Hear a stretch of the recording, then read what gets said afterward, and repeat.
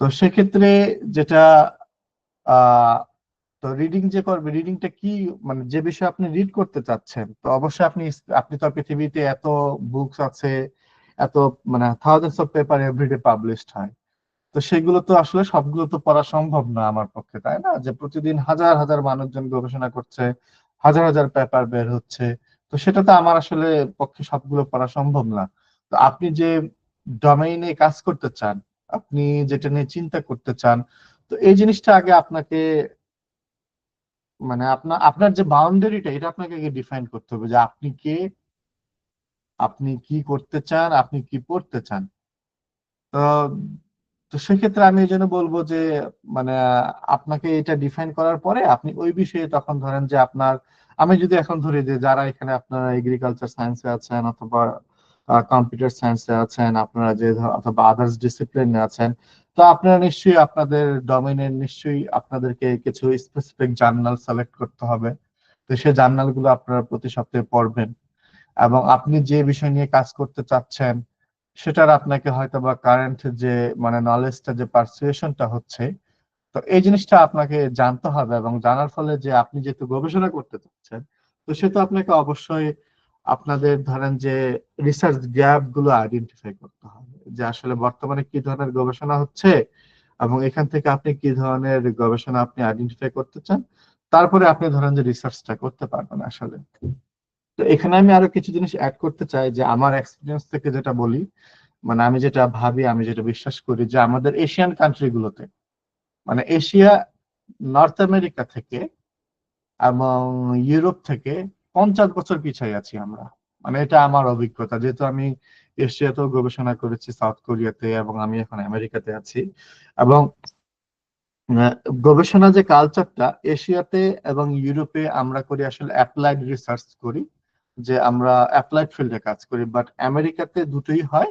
তবে আমেরিকাতে সব থেকে এরা ফান্ডামেন্টাল কনসেপচুয়াল রিসার্চ, থিওরিটিক্যাল রিসার্চে এরা বেশি ফোকাস করে compare to the applied research আর কি। কারণ এই কারণেই ধরেন যে আপনারা দেখবেন যে নোবেল লরেট কারা হয়, যারা ফান্ডামেন্টাল রিসার্চ করে, যারা ফান্ডামেন্টাল একটা জিনিস নিয়ে কাজ করে। দেখবেন যে আপনি যদি দেখেন যে মোস্ট অফ দ্য আমেরিকান সায়েন্টিস্টরা, আমেরিকান যারা নোবেল লরিয়েট, তারাই নোবেল পাচ্ছে। এবং আপনি কিছু সায়েন্টিস্ট দেখবেন যে জাপান থেকে, জাপানের মানুষ সায়েন্টিস্টরাও খুবই ফান্ডামেন্টাল রিসার্চ করে। তারা ক্রিটিক্যাল বায়োলজিক্যাল রিসার্চে যায়, একটা একটা জিনিস নিয়ে 15-20 বছর গবেষণা করে। মানে এশিয়াতে বিশেষ করে এবং ইউরোপের দিকে বিশেষ করে চায়না, সাউথ কোরিয়া এবং আদার্স কান্ট্রি গুলোতে এবং কিছু সাউথ আমেরিকান কান্ট্রি গুলোতে আমরা কোয়ান্টিটি ফোকাস করি, যে ও আমি গবেষণা করছি, আমার একটা পেপার লাগবে, তো একটা পেপার আমি করে ফেলি। বাট আমেরিকাতে এটা একটু ডিফারেন্ট ওয়েতে তারা কাজ করে। তাদের কথা হচ্ছে মানে তারা, আমি যেটা বললাম যে কোয়ালিটি জিনিসে তারা খুব এনশিওর করে আসলে, যে আমি একটা রিসার্চ কোশ্চেন নিয়ে কাজ করব, সেটা আমি করলাম 7-8 বছর। কারণ এই এই দেশের পার্সপেক্টিভটা এবং এই দেশের একাডেমিক কালচারটা ডিফারেন্ট আমাদের এশিয়া থেকে। তো আমি যেটা বললাম যে ধরেন যে আমেরিকা থেকে এশিয়া আমাদের 50 বছর পিছিয়ে আছে। তো আমি যদি বলি যে সাউথ কোরিয়া থেকে বাংলাদেশ আরো 20 বছর পিছিয়ে আছে, তার মানে কি আমেরিকা থেকে বাংলাদেশ আমরা আসলেই মানে 70 বছর পিছিয়ে আছে আমাদের ওয়ে অফ থিঙ্কিং এ, আমাদের চিন্তাধারায়, আমাদের কাজে, আমাদের একাডেমিক কারিকুলামে, আমাদের একাডেমিক কার্যক্রমে। তো তার মধ্যেও আমাদের বাংলাদেশে অনেক মানুষ এখন ভালো কাজ করছে, যারা বাইরে থেকে পিএইচডি করে গেছে। তারা অনেক সুন্দর সুন্দর কাজ করছে। আমি যদি হাজি দানেশের কথাই বলি, হ্যাঁ, অনেক টিচাররা খুবই ভালো কাজ করে, বিশেষ করে এগ্রি ইঞ্জিনিয়ারিং এর, ফুড সায়েন্সের, তারপরে কম্পিউটার সায়েন্সের। অনেক টিচারই খুবই ভালো ভালো কাজ করছেন আর কি। তো যেহেতু আপনারা, আমি আমি যেহেতু জানি যে আপনারা এখানে আসছেন, তার মানে আপনার অবশ্যই আপনাদের রিসার্চ নিয়ে কিছু আইডিয়া আছে, এবং আপনারা জানেন বিষয়গুলো। তো রিসার্চের যে গ্যাপ গুলো আমি যে বললাম, যে আপনি যখন পড়বেন, তো পড়ার পরে আপনাকে রিসার্চ গ্যাপ ফাইন্ড আউট করতে হবে, যে আপনি সায়েন্সের কি ডোমেইনে আপনি কন্ট্রিবিউট করতে চাচ্ছেন। তো একটা হতে পারে যে আপনি এভিডেন্স গ্যাপ একটা আইডেন্টিফাই করতে পারেন, আপনি নলেজ গ্যাপ অথবা একটা প্র্যাকটিক্যাল নলেজ গ্যাপ আইডেন্টিফাই করতে পারেন, আপনি হয়তো বা এম্পিরিক্যাল ম্যাথোডোলজিক্যাল গ্যাপ আইডেন্টিফাই করতে পারেন আপনার ফিল্ডে। আরেকটা হচ্ছে যে পপুলেশন গ্যাপ এবং থিওরিটিক্যাল গ্যাপ। এই 7টা গ্যাপ মোটামুটি রিসার্চে আসলে মানুষজন আইডেন্টিফাই করে, তার কারেন্ট মানে মানুষজনের পেপার গুলো পড়ে, দেন তারপরে তারা রিসার্চ ডিজাইন করে। তারপরে তারা এক্সপেরিমেন্ট করে, তারপরে তারা কন্ট্রিবিউট করতে চায় আসলে সায়েন্সে। মানে আপনি ধরেন যে গবেষণা করলেন, করার পরে আপনি যদি মানে একটা জাস্ট পেপার করেন, মানে লাইক এজ মানে ডোন্ট টেক ইট আদারওয়াইজ, যে আমি যেটা বলতে চাচ্ছি যে বাংলাদেশে এখন প্রচুর মানুষ পেপার পাবলিশ করে, বাট আলটিমেটলি এগুলো ইউজলেস।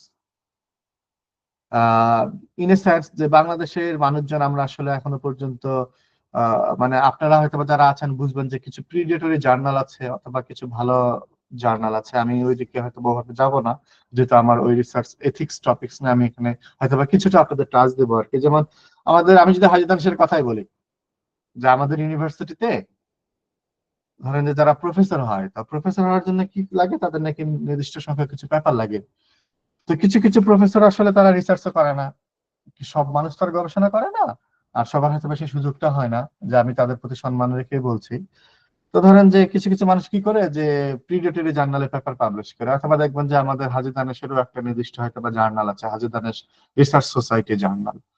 তো এই জার্নাল গুলোতে আমি জানি না যে কতটুকু তারা রিসার্চ এথিক্সটা মেনটেন করে পেপার গুলো পাবলিশ করে আসলে।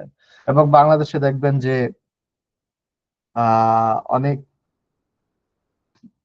আপনার বিশেষ করে দেখবেন যে বাংলাদেশ সোসাইটি অফ জার্নাল আছে, অথবা কিছু ইন্ডিয়ান জার্নাল আছে, অথবা কিছু নর্মালি এরকম জার্নাল আছে যে আপনি দিবেন, আপনি তার সাথে সাথে 7 দিনের মধ্যে আপনার পেপার অনলাইনে চলে আসলো, যে আপনার স্ট্রিক্ট কোনো রিভিউ হইলো না, কিচ্ছু হইলো না। তো তারপরে ধরেন যে আপনি নিজেকে ক্লেম করছেন যে আমি একজন বিজ্ঞানী, আমি একজন সায়েন্টিস্ট, বাট সায়েন্স আসলে এভাবে কাজ করে না আসলে। আপনি যদি আসলে সায়েন্টিস্ট হতে চান, আসলে একজন গবেষক হতে চান, তো এই বিষয়গুলো মানে আমাদের একটু ক্লিয়ার হওয়া উচিত। আপনি যদি আমি যেটা মানে অলওয়েজ বলি, অলওয়েজ যেটা বিশ্বাস করি যে মানে পৃথিবীটা আসলে বর্তমানকার যে পৃথিবীটা মানে চোর বাটপার দিয়ে ভরা সব ক্ষেত্রেই। আপনি ধরেন যে গবেষণায় আসবেন, সেখানেও দেখবেন যে প্রচুর চোর বাটপার আছে, প্রচুর মানুষ আছে যারা মানে ফলসিফাইড করে, তারা ফলস ভাবে কাজ করে, হয়তোবা আপনাকে লোভ প্রলোভন দেখায়, ধরেন যে তারা একটা নর্মালি টাকার জোরে তারা একটা পেপার পাবলিশ করে ফেললো হয়তোবা 500-600 টাকা দিয়ে। আসলে এইভাবে আপনি বেশি দূর মানে সায়েন্সে যেতে পারবেন না। মানে এই যে আপনারা যে এখানে আসছেন, আপনারা যে এখানে 1 ঘন্টা অথবা 1.5 ঘন্টা আমার সাথে সময় দিবেন, আপনার সময়ের তো দাম আছে, তাই না? তো দাম আছে, তো সেহেতু আপনি কেন সময়টা দিবেন, আপনি কেন আমার কথাটা শুনবেন? তো আপনার নিশ্চয়ই আপনারাও চান যে আপনারাও ভালো কিছু করেন, রিসার্চে ভালো দূর আগান, ভালো কিছু করেন। মানে গবেষণা মানুষ কেন করে আসলে? গবেষণা করে কি যে আমাদের যে হিউম্যান সোসাইটি আছে, আমি হিউম্যান সোসাইটিতে আমি একটা অবদান রাখবো। আপনি যদি গবেষণায় একাডেমিতে কিন্তু কখনোই টাকা পয়সা নেই, এখানে মানুষজন আসে তার ইন্টেলেকচুয়াল, যে আমাদের যে হিউম্যান যে সাইকোলজি আছে, যে আপনি ইন্টেলেকচুয়ালি কতটা কন্ট্রিবিউট করতে পারবেন, এই জন্য মানুষজন গবেষণায় আসে। এই কারণে মানুষ গবেষণা করে। এখানে এইগুলো জায়গায় কিন্তু টাকা নেই। আপনি if you want to make money, then go for business. তো আমি এই জন্যই বললাম যে আপনারা আসলে এই বিষয়গুলো আপনাদের চিন্তা করা উচিত আর কি। তো আপনারা যেভাবে রিডিং করবেন, তো রিডিংটা আপনারা যখন কোনো পেপার আপনারা রিড করেন, আমি জানি না আপনারা কি রিড করেন, একটা পেপার তো অনেক পেজ, অ্যাটলিস্ট 10 থেকে 15 পেজ থাকে। তো সব ধরেন যে আপনি যদি চিন্তা করেন যে আমি পার ডে 3টা করে ম্যানুস্ক্রিপ্ট পড়বো, তো সেক্ষেত্রে তো ধরেন যে আপনি সবগুলো পেজ করতে পারবেন না। তো আমি ধরে নিলাম যে তাহলে কি আপনার একটা স্পেসিফিক ব্যাকগ্রাউন্ড আছে, আমি যেটা আগে বললাম, যে আপনি স্পেসিফিক ফিল্ড আপনি ডিফাইন করছেন, যে আপনি এই ফিল্ডে কাজ করতে চাচ্ছেন, আপনার রিলেটেড আপনি 2-3টা জার্নাল সিলেক্ট করছেন।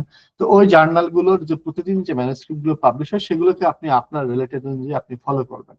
তো ফলো করলে আপনাকে একটা রিডিং হ্যাবিট গড়ে তুলতে হবে, যে প্রতিদিন আপনি 2-3টা করে পেপার পড়বেন।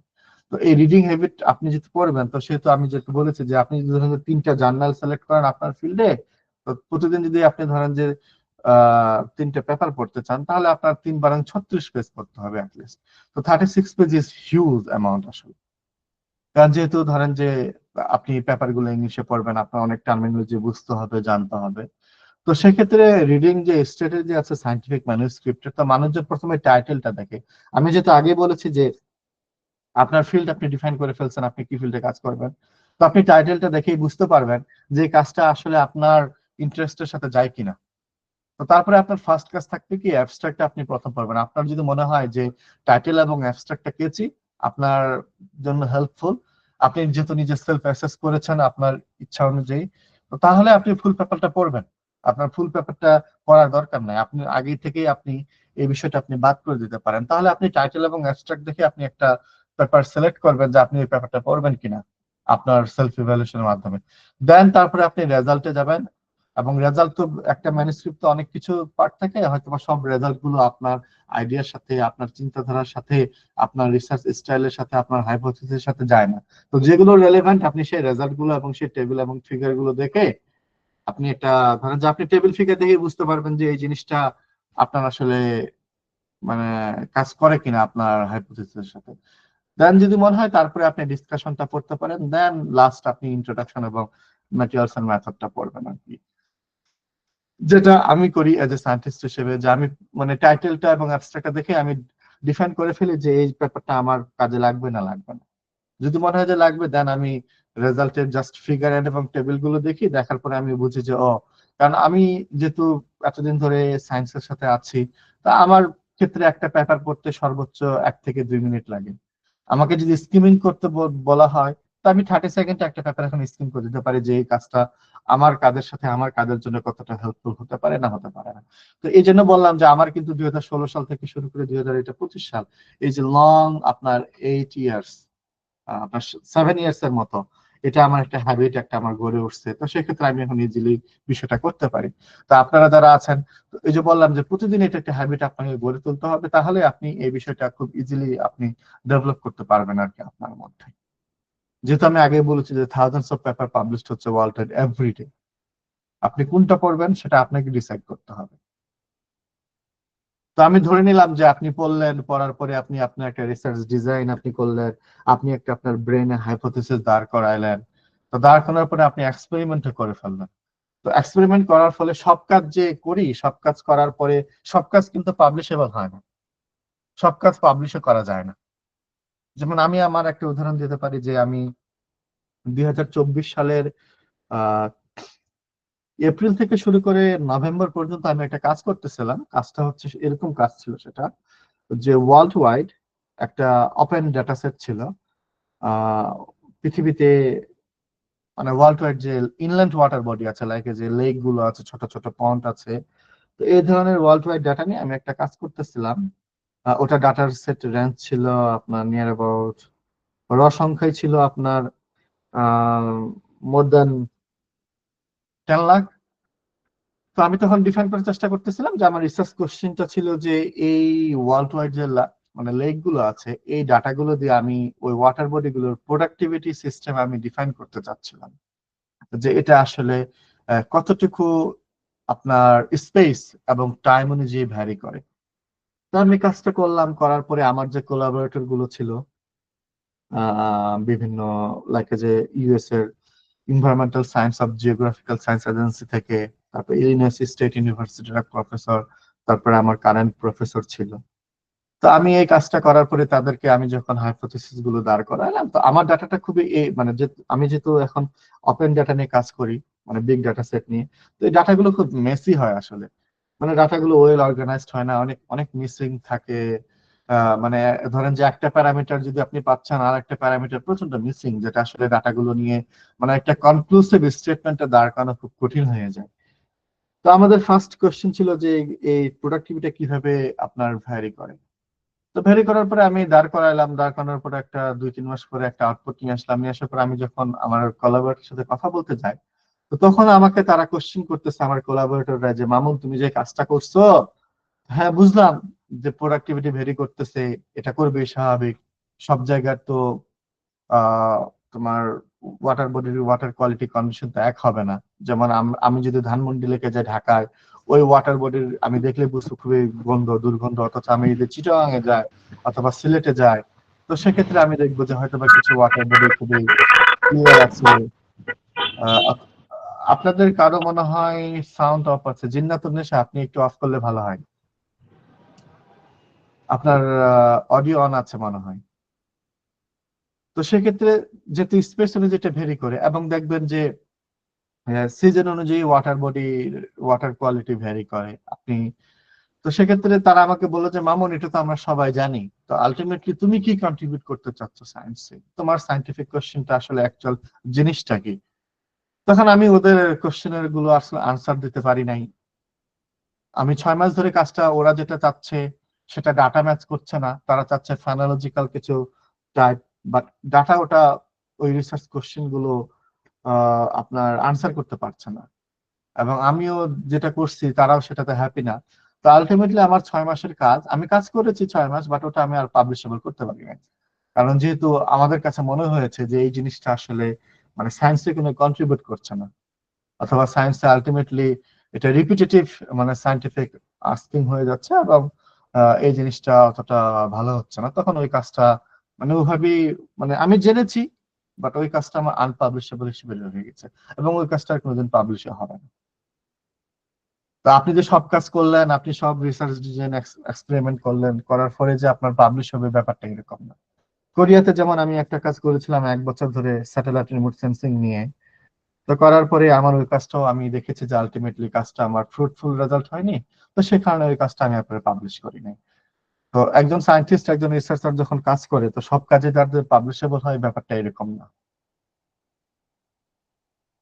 তো সেজন্য যে আপনাকে আহ, নিজেকে, আপনি যখন সবকিছু এক্সপেরিমেন্ট করলেন, ডিজাইন করে ফেললেন, আপনার এক্সপেরিমেন্ট ডান, অথবা আপনি যখন এক্সপেরিমেন্ট করবেন, তখন আপনাকে নিজেকে জিজ্ঞাসা করতে হবে আসলে যে আপনি আপনার কাজটা কেন পাবলিশ করতে চাচ্ছেন।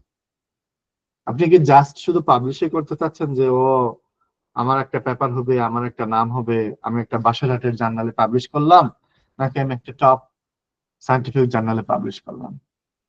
আমার আমার অডিয়েন্স কে হবে? আমার অডিয়েন্স কি শুধু দিনাজপুর ওই বাসেরহাট আর হাজী দানেশের যারা গবেষণা করে তারা আমার অডিয়েন্স হবে, নাকি আমার অডিয়েন্স পৃথিবীর সমস্ত সায়েন্টিস্টরা হবে? এই জিনিসটা আপনাকে আগে কোশ্চেন করতে হবে, যে আপনি কি ধরনের সায়েন্স করতে চাচ্ছেন, আপনি কি ধরনের গবেষণা করতে চাচ্ছেন। তা আপনি যদি এটা এটা যদি নিজেকে কোশ্চেন করতে পারেন, আপনি কেন পাবলিশ করতে চাচ্ছেন, তাহলে আপনার কাছে অনেক কিছু ক্লিয়ার হয়ে যাবে যে আপনি কেন পাবলিশটা করতে চাচ্ছেন। তো আপনি যখন ডিটারমাইন করে ফেললেন যে আপনি হ্যাঁ আপনার কাজটা পাবলিশ করতে চাচ্ছেন, তখন আপনি আপনি চিন্তা করবেন যে আপনাকে, আপনি দেখেন যে আমি বললাম যে আমি 6 মাস 1 বছর ধরে একটা কাজ করছি, কাজটা করে আমি আর পাবলিশ করি নাই, কারণ আমি দেখেছি যে ওই কাজটা আমার অর্থিত না, সেটা আমি আর কিন্তু রাইটিং এ যাই না। কারণ রাইটিং হচ্ছে একটা হিউজ টাস্ক। আপনি যখন একটা ম্যানুস্ক্রিপ্ট রাইট করবেন, আপনি জানেন না যে রাইট করলে এই পেপারটা কতবার আপনার রিভাইজড হবে, কতবার রিজেক্ট হতে পারে, তারপরে ফাইনালি আপনার কাজটা পাবলিশড হবে। তো আপনি যখন মনে করলেন যে হ্যাঁ আমি কোশ্চেন করছি, করে দেখছি যে হ্যাঁ আমার এই কাজটা পাবলিশেবল, তারপরে আপনি কি করবেন যে আপনার কাজ অনুযায়ী আপনি লিটারেচার সার্ভে তো আপনি আপনার গবেষণা সময়ে করেছেন, আপনার ব্যাকগ্রাউন্ড স্টাডিটা করেছেন, তো তারপরে আপনি রাইটিংটা শুরু করলেন। তো রাইটিংটা কিন্তু ধরেন যে লট অফ ওয়ার্ক, এটা কিন্তু 20 থেকে 30টা ড্রাফট হয় এক একটা ম্যানুস্ক্রিপ্টে। আপনি যদি একটা ম্যানুস্ক্রিপ্ট যদি 20 থেকে 30 বার রিভাইজ না হয় না, ওটা আসলে ফাইনাল পাবলিশেবল ফরম্যাটে আসে না। আমি যেমন কথা বলি যে আমার লাস্ট উইকে একটা পেপার পাবলিশ হয়েছে, তো সেটা আমি 2023-এর জুলাইতে এই কাজটা শুরু করে আমি 2023-এর ডিসেম্বরে লেখা শুরু করি। তো 3 মাস ধরে আমার পিএ এর সাথে আমি শুধু একটা ম্যানুস্ক্রিপ্টে লিখছি। আমার যে অ্যাডভাইজার এখন পোস্ট ডকের, সে আমাকে আমার ওই ওয়ার্কটা 6 বার রিভাইজ করাইছে। আমি লিখে দিই, লিখে দেওয়ার পরে বলে যে মামুন এই জিনিসটা তো এইভাবে যদি আমরা একটা আর্টিকুলেট করতাম তাহলে ভালো হতো, মামুন এই ফিগারটা যদি এইভাবে করি তাহলে এটা একটু ভালো হতো, মামুন আমরা তো করেছি বাট আমরা রিসার্চ কোশ্চেনটা মানে ভালোভাবে ডিফাইন করতে পারি নাই, আমরা বুঝেছি, আমরা বুঝে লিখেছি, বাট আমার কাছে মনে হচ্ছে এই সেন্টেন্সটা হয়তোবা যারা পড়বে ম্যানুস্ক্রিপ্ট তারা বুঝতে পারছে না। তো উনি 6 বার রিভাইজ করার পরে আমি ওই কাজটা আরেকটা ম্যানুস্ক্রিপ্টে সাবমিট করি, তখন ওটা 2 মাস পরে রিজেক্ট হয়ে আসে। তো রিজেক্ট যে হইলো, আমি যে রিভিউয়ার গুলো কমেন্ট পাইলাম, তো ওদের গুলো অ্যাড্রেস করলাম, করার পরে তখন ওই জার্নালে সাবমিট করে আরেকটা ম্যানুস্ক্রিপ্টে সাবমিট করলাম, সাবমিট করার পরে 7 মাস ধরে 4 জন রিভিউয়ারের 3 বার রিভিশনের পরে ফাইনালি গত সপ্তাহে আমার ম্যানুস্ক্রিপ্টটা অনলাইনে পাবলিশ হয়েছে। তো তার মানে চিন্তা করেন যে আপনি গবেষণা করলেন, করার পরে লেখলেন, লেখার পরে আপনি সাবমিট করলেন, করার পরে 1 বছর পরে আপনার একটা ম্যানুস্ক্রিপ্ট অনলাইনে আসলো। এটা হচ্ছে একটা ম্যানুস্ক্রিপ্ট পাবলিকেশনের স্ট্যান্ডার্ড প্রসিজার। আর আমি যে বললাম যে বাসারাটের জার্নাল, পেইড জার্নালে আপনি যদি করেন, তাহলে কি হয় যে আপনি কাজ করলেন, করে সাবমিট করবেন, no review, nothing else, just আপনার টাকা দিলেন, টাকা দিয়ে আপনার পেপার পাবলিশ হয়ে গেল। আপনি নিজেকে সেলফ প্রোক্লেম বললেন যে oh I am a scientist, I am a researcher, I have thousands of paper, but ultimately, what's your contribution in science?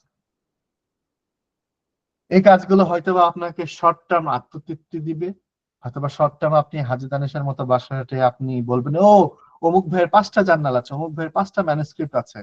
But ultimately আপনি যখন বাইরে আসবেন, বাইরে যখন আপনি লেখা শুরু করবেন, আলটিমেটলি আলটিমেটলি এই জিনিসগুলো আপনাকে আপনার কেরিয়ারে গ্রোথ দিবে না। আপনাকে তখন ওই বাসার পর্যন্তই থাকতে হবে।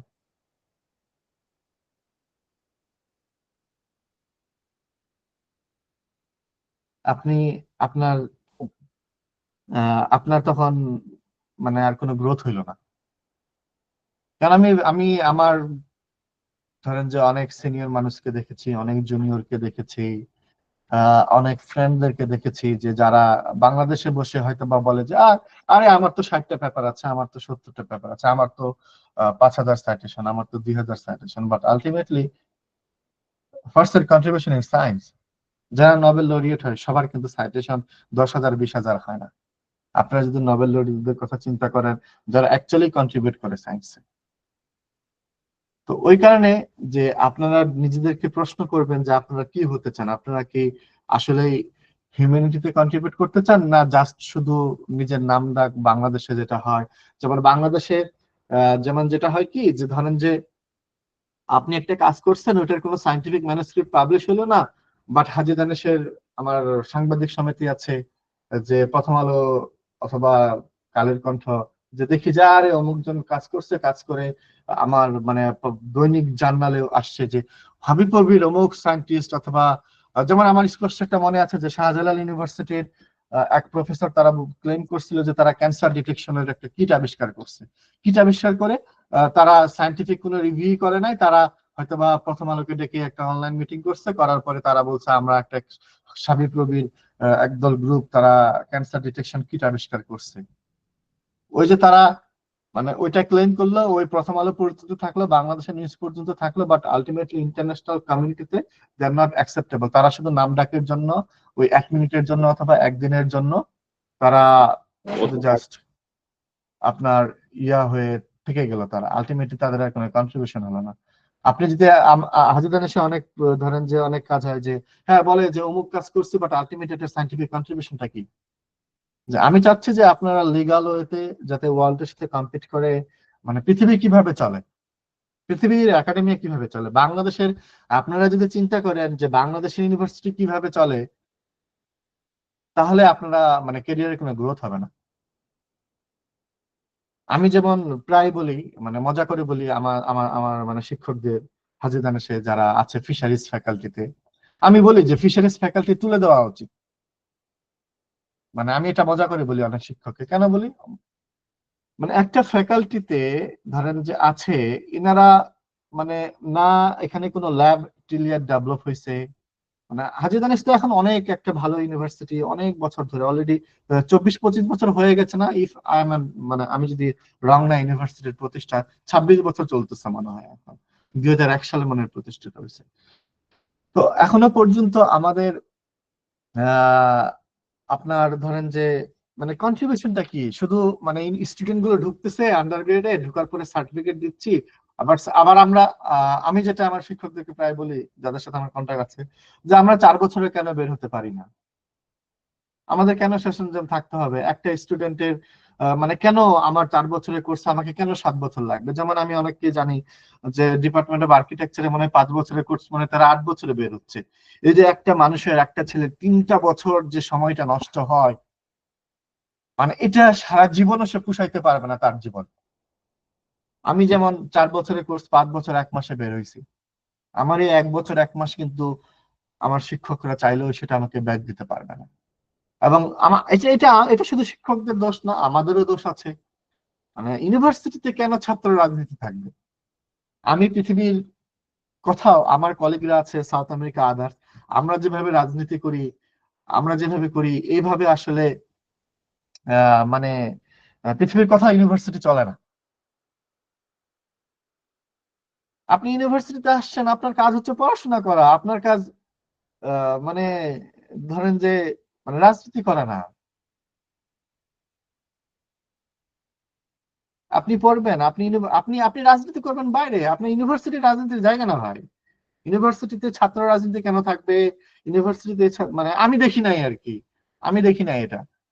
তো আমি বিশ্বাস করি আপনারা যারা আছেন, আপনারাও চান যে আপনারা নিজেরাই মানে ক্যারিয়ারটা আপনারা ইয়া করবেন, যে এভাবে চিন্তা করবেন। সত্য কথা বলতে কি, আমি দেখেছি আমার ছাত্র জীবনে যারা রাজনীতি মানে ইউনিভার্সিটিতে মানে সত্য কথা বলতে কি, আমরা ইউনিভার্সিটিতে প্রচন্ড মিসগাইডেড হই টিচারদের দ্বারা এবং আমাদের সিনিয়র ভাইদের দ্বারা। যেমন আমি আমার কথা বলি, 2010 সালে আমি যখন ঢুকি, তো ঢুকার ফলে আমার এক সিনিয়র বড় ভাই আমাকে, মানে তখন আমি তো ফার্স্ট ইয়ার স্টুডেন্ট, আমি র্যাক খাই, আমি হলে গিয়ে র্যাক খাচ্ছি। তো আমাকে এক ভাই একদিন বলতেছে, হেই মিয়া তোমরা আসছো, এটা ইউনিভার্সিটি, ইউনিভার্সিটি কি পড়ালেখার জায়গা নাকি?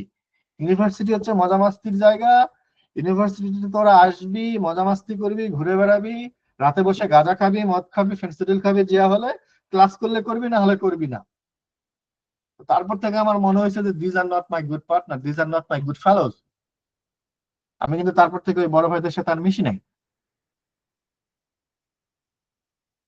হ্যাঁ, যারা মিশেছে, হ্যাঁ তারা হয়তো বা ভালো কিছু করেছে, আই ডোন্ট নো তাদের প্রসপেক্ট কি, তাদের চিন্তাধারা কি। তো আমার কাছে মনে হচ্ছে যে আপনারা যারা এখানে আছেন, আপনাদের সবারই চিন্তাধারা আছে যে আপনারা নিজেরা ভালো কিছু করতে চান। আপনাকে ডিফাইন করতে হবে আপনি কি চান। অনেকেই বলে যে আমি তো ভালো ফ্রেন্ড পাই নাই, আমি তো অমুকদের দ্বারা প্রভাবিত হয়েছি। আপনি নিজে না চাইলে আপনাকে কেউ প্রভাবিত করতে পারবে না। আপনাকে ডিফাইন করতে হবে আপনার বন্ধুকে হবে, আপনার শত্রুকে হবে, আপনি কার সাথে মিশবেন কার সাথে মিশবেন না। ইউনিভার্সিটিতে দেখবেন যে যারা বিসিএস ক্যাডার হয় তাদের একটা আলাদা সার্কেল থাকে, যারা সাথে সাথে জব পাচ্ছে। যারা বাইরে আসতেছে তাদের একটা আলাদা সার্কেল থাকে। তো সেটা ধরেন যে আপনার বন্ধু মহল এবং আপনার আশেপাশে ডিফাইন করবে আপনি পরবর্তীতে কি হবেন। আপনি যদি এই জিনিসটা যদি ডিফাইন করতে না পারেন, তাহলে আপনার জীবন কমপ্লিট ডিস্ট্রয় হয়ে যাবে। আপনি ওই 7-8 বছর পরে বের হয়ে দেখবেন যে আপনার জীবনে আপনি কিছুই করতে পারেন না। তো আমি যেটা বলবো যে আপনারা যারা এখানে আছেন, মানে আপনাদের প্রতি রিকোয়েস্ট আমার, যে মানে don't involve you guys in the politics. যে পলিটিক্সে ইনভলভ করলেই লাইফ কমপ্লিটলি হেল্প, সেটা যে পলিটিক্সেই হোক। আগের পলিটিক্স বলেন, কারেন্ট পলিটিক্স বলেন, বাংলাদেশে politics is a bullshit thing. কারণ আমি বিশ্বাস করি যারা ইউনিভার্সিটিতে আসে, বিশেষ করে পাবলিক ইউনিভার্সিটিতে, সবাই মিডল ক্লাস ফ্যামিলির ছেলে মেয়ে। এখানে বড়লোকের ছেলে মেয়ে খুব কমই আসে। যে আপনার কারণ আমাকে ভাই, আমি যদি বাইরে আসতে চাই, আমি কিন্তু সেলফ ফান্ডিং এ পড়তে আসতে পারবো না। তো তাহলে কি করতে হবে আমাকে? যে আমাকে পড়াশোনা করতে হবে, আমাকে তাহলে থার্ড ইয়ারে ডিফাইন করে ফেলতে হবে যে আমি কি করতে চাই। আমি যদি থার্ড ইয়ারে ডিফাইন করতে পারি লেভেল 3 সেমিস্টার 1-এ যে আমি যদি গভর্নমেন্ট সার্ভিস হোল্ডার হতে চাই, তাহলে আমাকে বিসিএস এর প্রিপারেশন নিতে হবে, গভর্নমেন্ট চাকরির প্রিপারেশন নিতে হবে, ব্যাংকের প্রিপারেশন নিতে হবে। আমি যদি বাইরে আসতে চাই, তাহলে আমাকে আইএলটিএস এর বুকস কিনতে হবে, জিআরএ বুকস কিনতে হবে, অথবা বাইরে যারা আছে তাদের সাথে কন্ট্যাক্ট করতে হবে কিভাবে আমি কি করব। অথবা বিশ্ববিদ্যালয়ের যে গুটি কয়েক শিক্ষক, বাংলাদেশের বিশ্ববিদ্যালয়ে শুধু ওই গুটি কয়েক শিক্ষকের গবেষণা করে, সবাই করে না। আমি যেমন বলি যে হাজী দানেশে যদি one of the best faculty হয়ে থাকে এখন, সেটা হচ্ছে ডিপার্টমেন্ট অফ এগ্রিকালচার আর ডিপার্টমেন্ট অফ ফুড সায়েন্স আর কম্পিউটার সায়েন্স। আদার ফ্যাকাল্টি আর useless. They are just taking the student and just giving the certificate, nothing. তো এই তিনটা ফ্যাকাল্টির যারা স্টুডেন্টরা আছে, I feel that they are too much lucky over there. কারণ আমি অন্য ইউনিভার্সিটির কথা বলতে পারবো না, হয়তো বা ডিফারেন্ট ইউনিভার্সিটিতে অনেকেই আছেন, কারণ আমি জানি না, যেহেতু আমি হাজী দানেশের স্টুডেন্ট, যেহেতু আমার খুবই ডিপলি কানেক্টেড ওটার সাথে, সবার সাথে কথা, হয়তো আমি এটা জানি আর কি। তো ওই যে গুটি কয়েক আপনার স্টুডেন্ট টিচাররা আছে, আপনারা তাদের সাথে গিয়ে কনসাল্ট করেন যে স্যার আমি অমুক কিছু করতে চাই, আমি এটা করতে চাই। প্রচুর মানে ভালো শিক্ষক এখনো আছেন, হেল্প করতে চায় ছাত্রদের, যারা পলিটিক্যাল না। তো আমি বলবো যে এই জিনিসটা আপনাকে ডিফাইন করতে হবে, আপনি কি চান। হয়তো বা হ্যাঁ ঠিক আছে, যেমন আমি বললাম যে আমাদের ফিশারিজে কোনো অপরচুনিটি নাই, ইটস ফাইন, ওকে। আপনি ফিশারিজের ছাত্র, কোনো অপরচুনিটি নাই, but if you want to make, okay, if you want to come to abroad, then there is computer science department, there is statistics department in Hajee Danesh, এবং এগ্রি ইঞ্জিনিয়ারিং ডিপার্টমেন্ট আছে। তাহলে আপনাকে বর্তমান research ট্রেন্ডটা বুঝতে হবে। যে রিসার্চ ট্রেন্ডটা কি, যে এখন machine learning, data science, data programming এখন সব জায়গায় লাগে। তাহলে ফিশারিজে পরে যেহেতু আমি আর ল্যাঙ্গুয়েজ শিখতে পারছি না, আমি যেহেতু পাইথন শিখতে পারছি না, তো আমার কম্পিউটার সায়েন্সের কোন বন্ধুটা অথবা কম্পিউটার সায়েন্সের কোন টিচারটা এআই নিয়ে, মেশিন লার্নিং নিয়ে কাজ করছে, আমি তার কাছে যাই, গিয়ে বলি যে স্যার আমি অমুক ফ্যাকাল্টির স্টুডেন্ট, আমি স্যার আমার ইন্টারেস্ট এরকম, আমি স্যার আপনার কাছ থেকে কাজ শিখতে চাই, আমার মনে হয় আপনি গিয়ে ফেলে দিবেন না।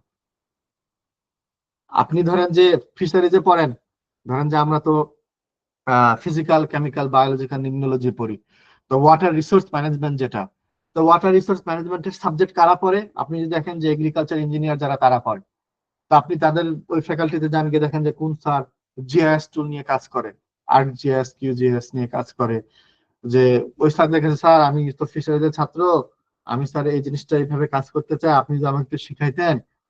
আপনি আন্ডারগ্রেডে আছেন, আপনার কাজ থাকবে শুধু এক্সপ্লোর করা, আপনার রিসার্চ আইডিয়া গুলো ডেভেলপ করা, আপনার চিন্তাটা ডেভেলপ করাটাই হচ্ছে আপনার মূল কাজ।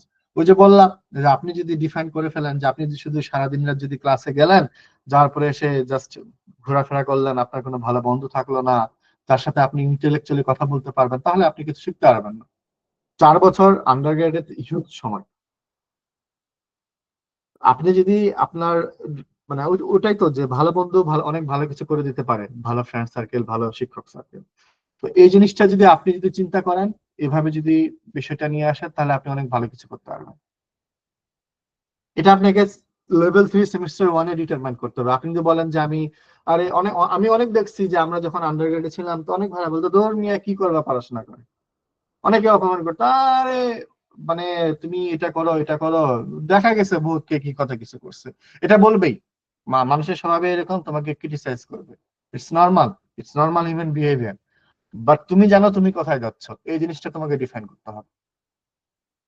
আমি অনেককে দেখছি যে আহ আপনার এইভাবে মানে এই বিষয়গুলো মানে ইয়া করে, যে আমি যেমন আমি দেখছি যে আমাদের অনেক বড় ভাইরা বলে আরে এত পড়াশোনা করে কি করবা, লেভেল 4 টু অনার্স শেষ করবা, তারপরে ফিউচারের চিন্তা করবা।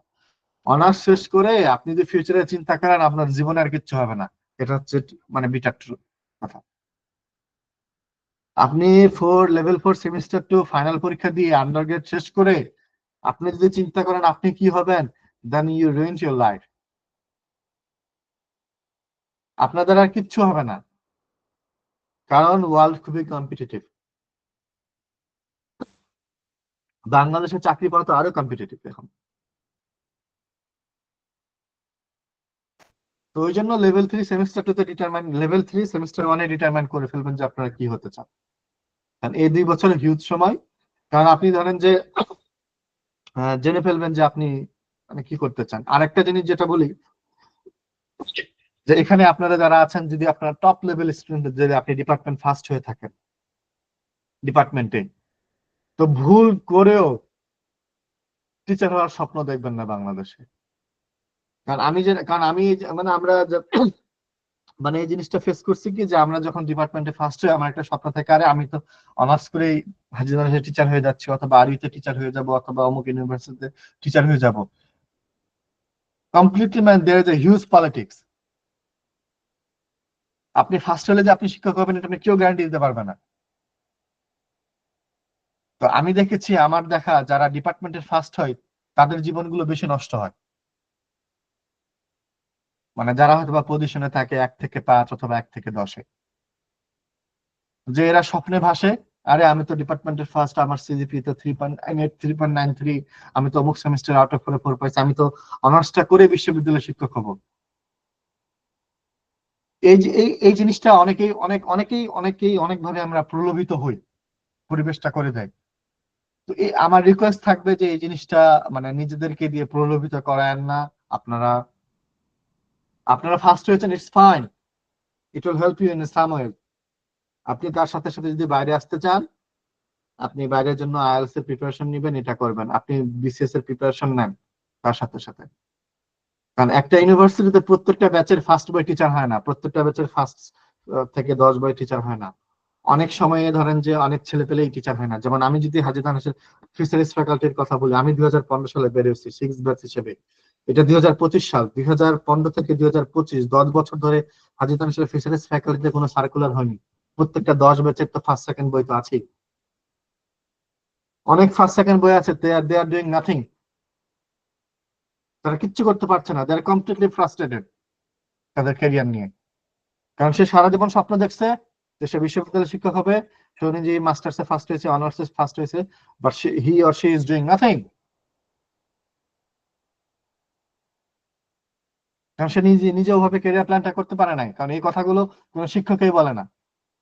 আমি দেখেছি আমার সামনে অনেক শিক্ষক আমাদেরকে বলেছে, "ও, তুমি তো ভালো রেজাল্ট করছো, তুমি টিচার হবা আমার ডিপার্টমেন্টে।" অনেক শিক্ষক বলে, "ও, তুমি ফার্স্ট না, তুমি আমার সাথে মাস্টার্স করে তোমাকে আমি টিচার বানাই দেবো।" এই জিনিসগুলোতে প্রলোভনে যারা পড়ছেন তারা জীবনটা নষ্ট করে দিবেন, এটা হচ্ছে বিটার ট্রুথ। কেউ আপনাকে শিক্ষক বানাতে পারবে না,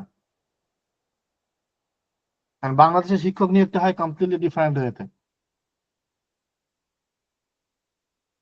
ওখানে পলিটিক্স থাকে, ওখানে টাকা থাকে, ওখানে আপনার এলাকা ভিত্তিক থাকে, আপনার সুপারভাইজারের প্রভাব থাকে, অনেকগুলো প্রভাব থাকে।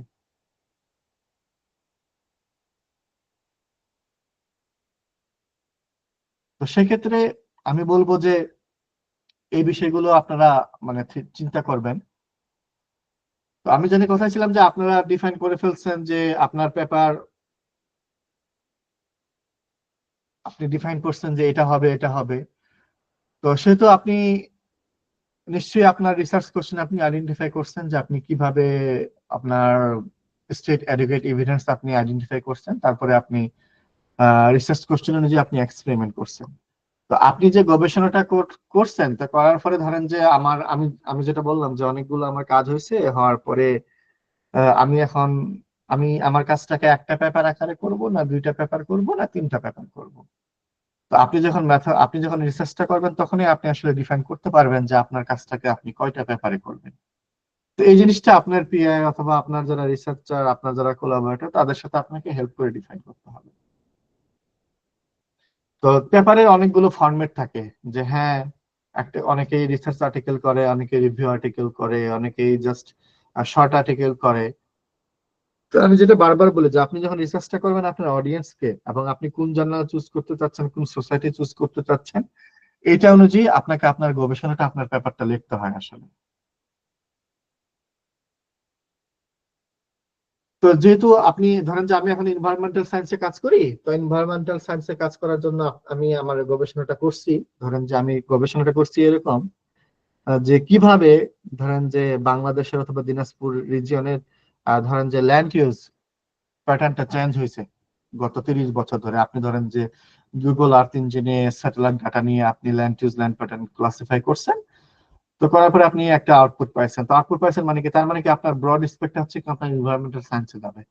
তো তাহলে কি এনভায়রনমেন্টাল সায়েন্স রিলেটেড যে টপ কিওয়ান জার্নাল গুলো আছে, শুনে যে আপনি ধরেন যে গুগলে সার্চ দিবেন, দিয়ে 4-5টা জার্নাল আপনি সিলেক্ট করবেন, অথবা আপনি যে জার্নাল সিলেক্ট করতে না পান, আপনার যে সুপারভাইজার ছিল, আপনার যে পিআই ছিল, এদেরকে আপনি বলবেন যে স্যার, আমি এই জার্নালে অথবা কোন সিনিয়র বড় ভাইকে, যে আমি কোন জার্নালে পাবলিশ করলে ভালো হয় আমার কাজের প্যাটার্ন অনুযায়ী। আপনাকে এই ডিসিশন গুলো নিতে হবে। যদি আপনি না নিতে পারেন, তাহলে আপনার পাবলিশিং সময়টা খুবই লেন্দি হবে এবং আপনি আলটিমেটলি আপনার পাবলিশ হবে না। তো একটা ম্যানুস্ক্রিপ্টের স্ট্রাকচার যখন আমরা লিখি না, তো একটা সায়েন্টিফিক জার্নালটা কি, সেটা হচ্ছে কি, যে একটা আসলে আমি যে কাজটা করছি আমাকে গল্প আকারে বলতে হবে। রাইটিং হচ্ছে রিয়েলি যে ডিফিকাল্ট টাস্ক, ঠিক আছে?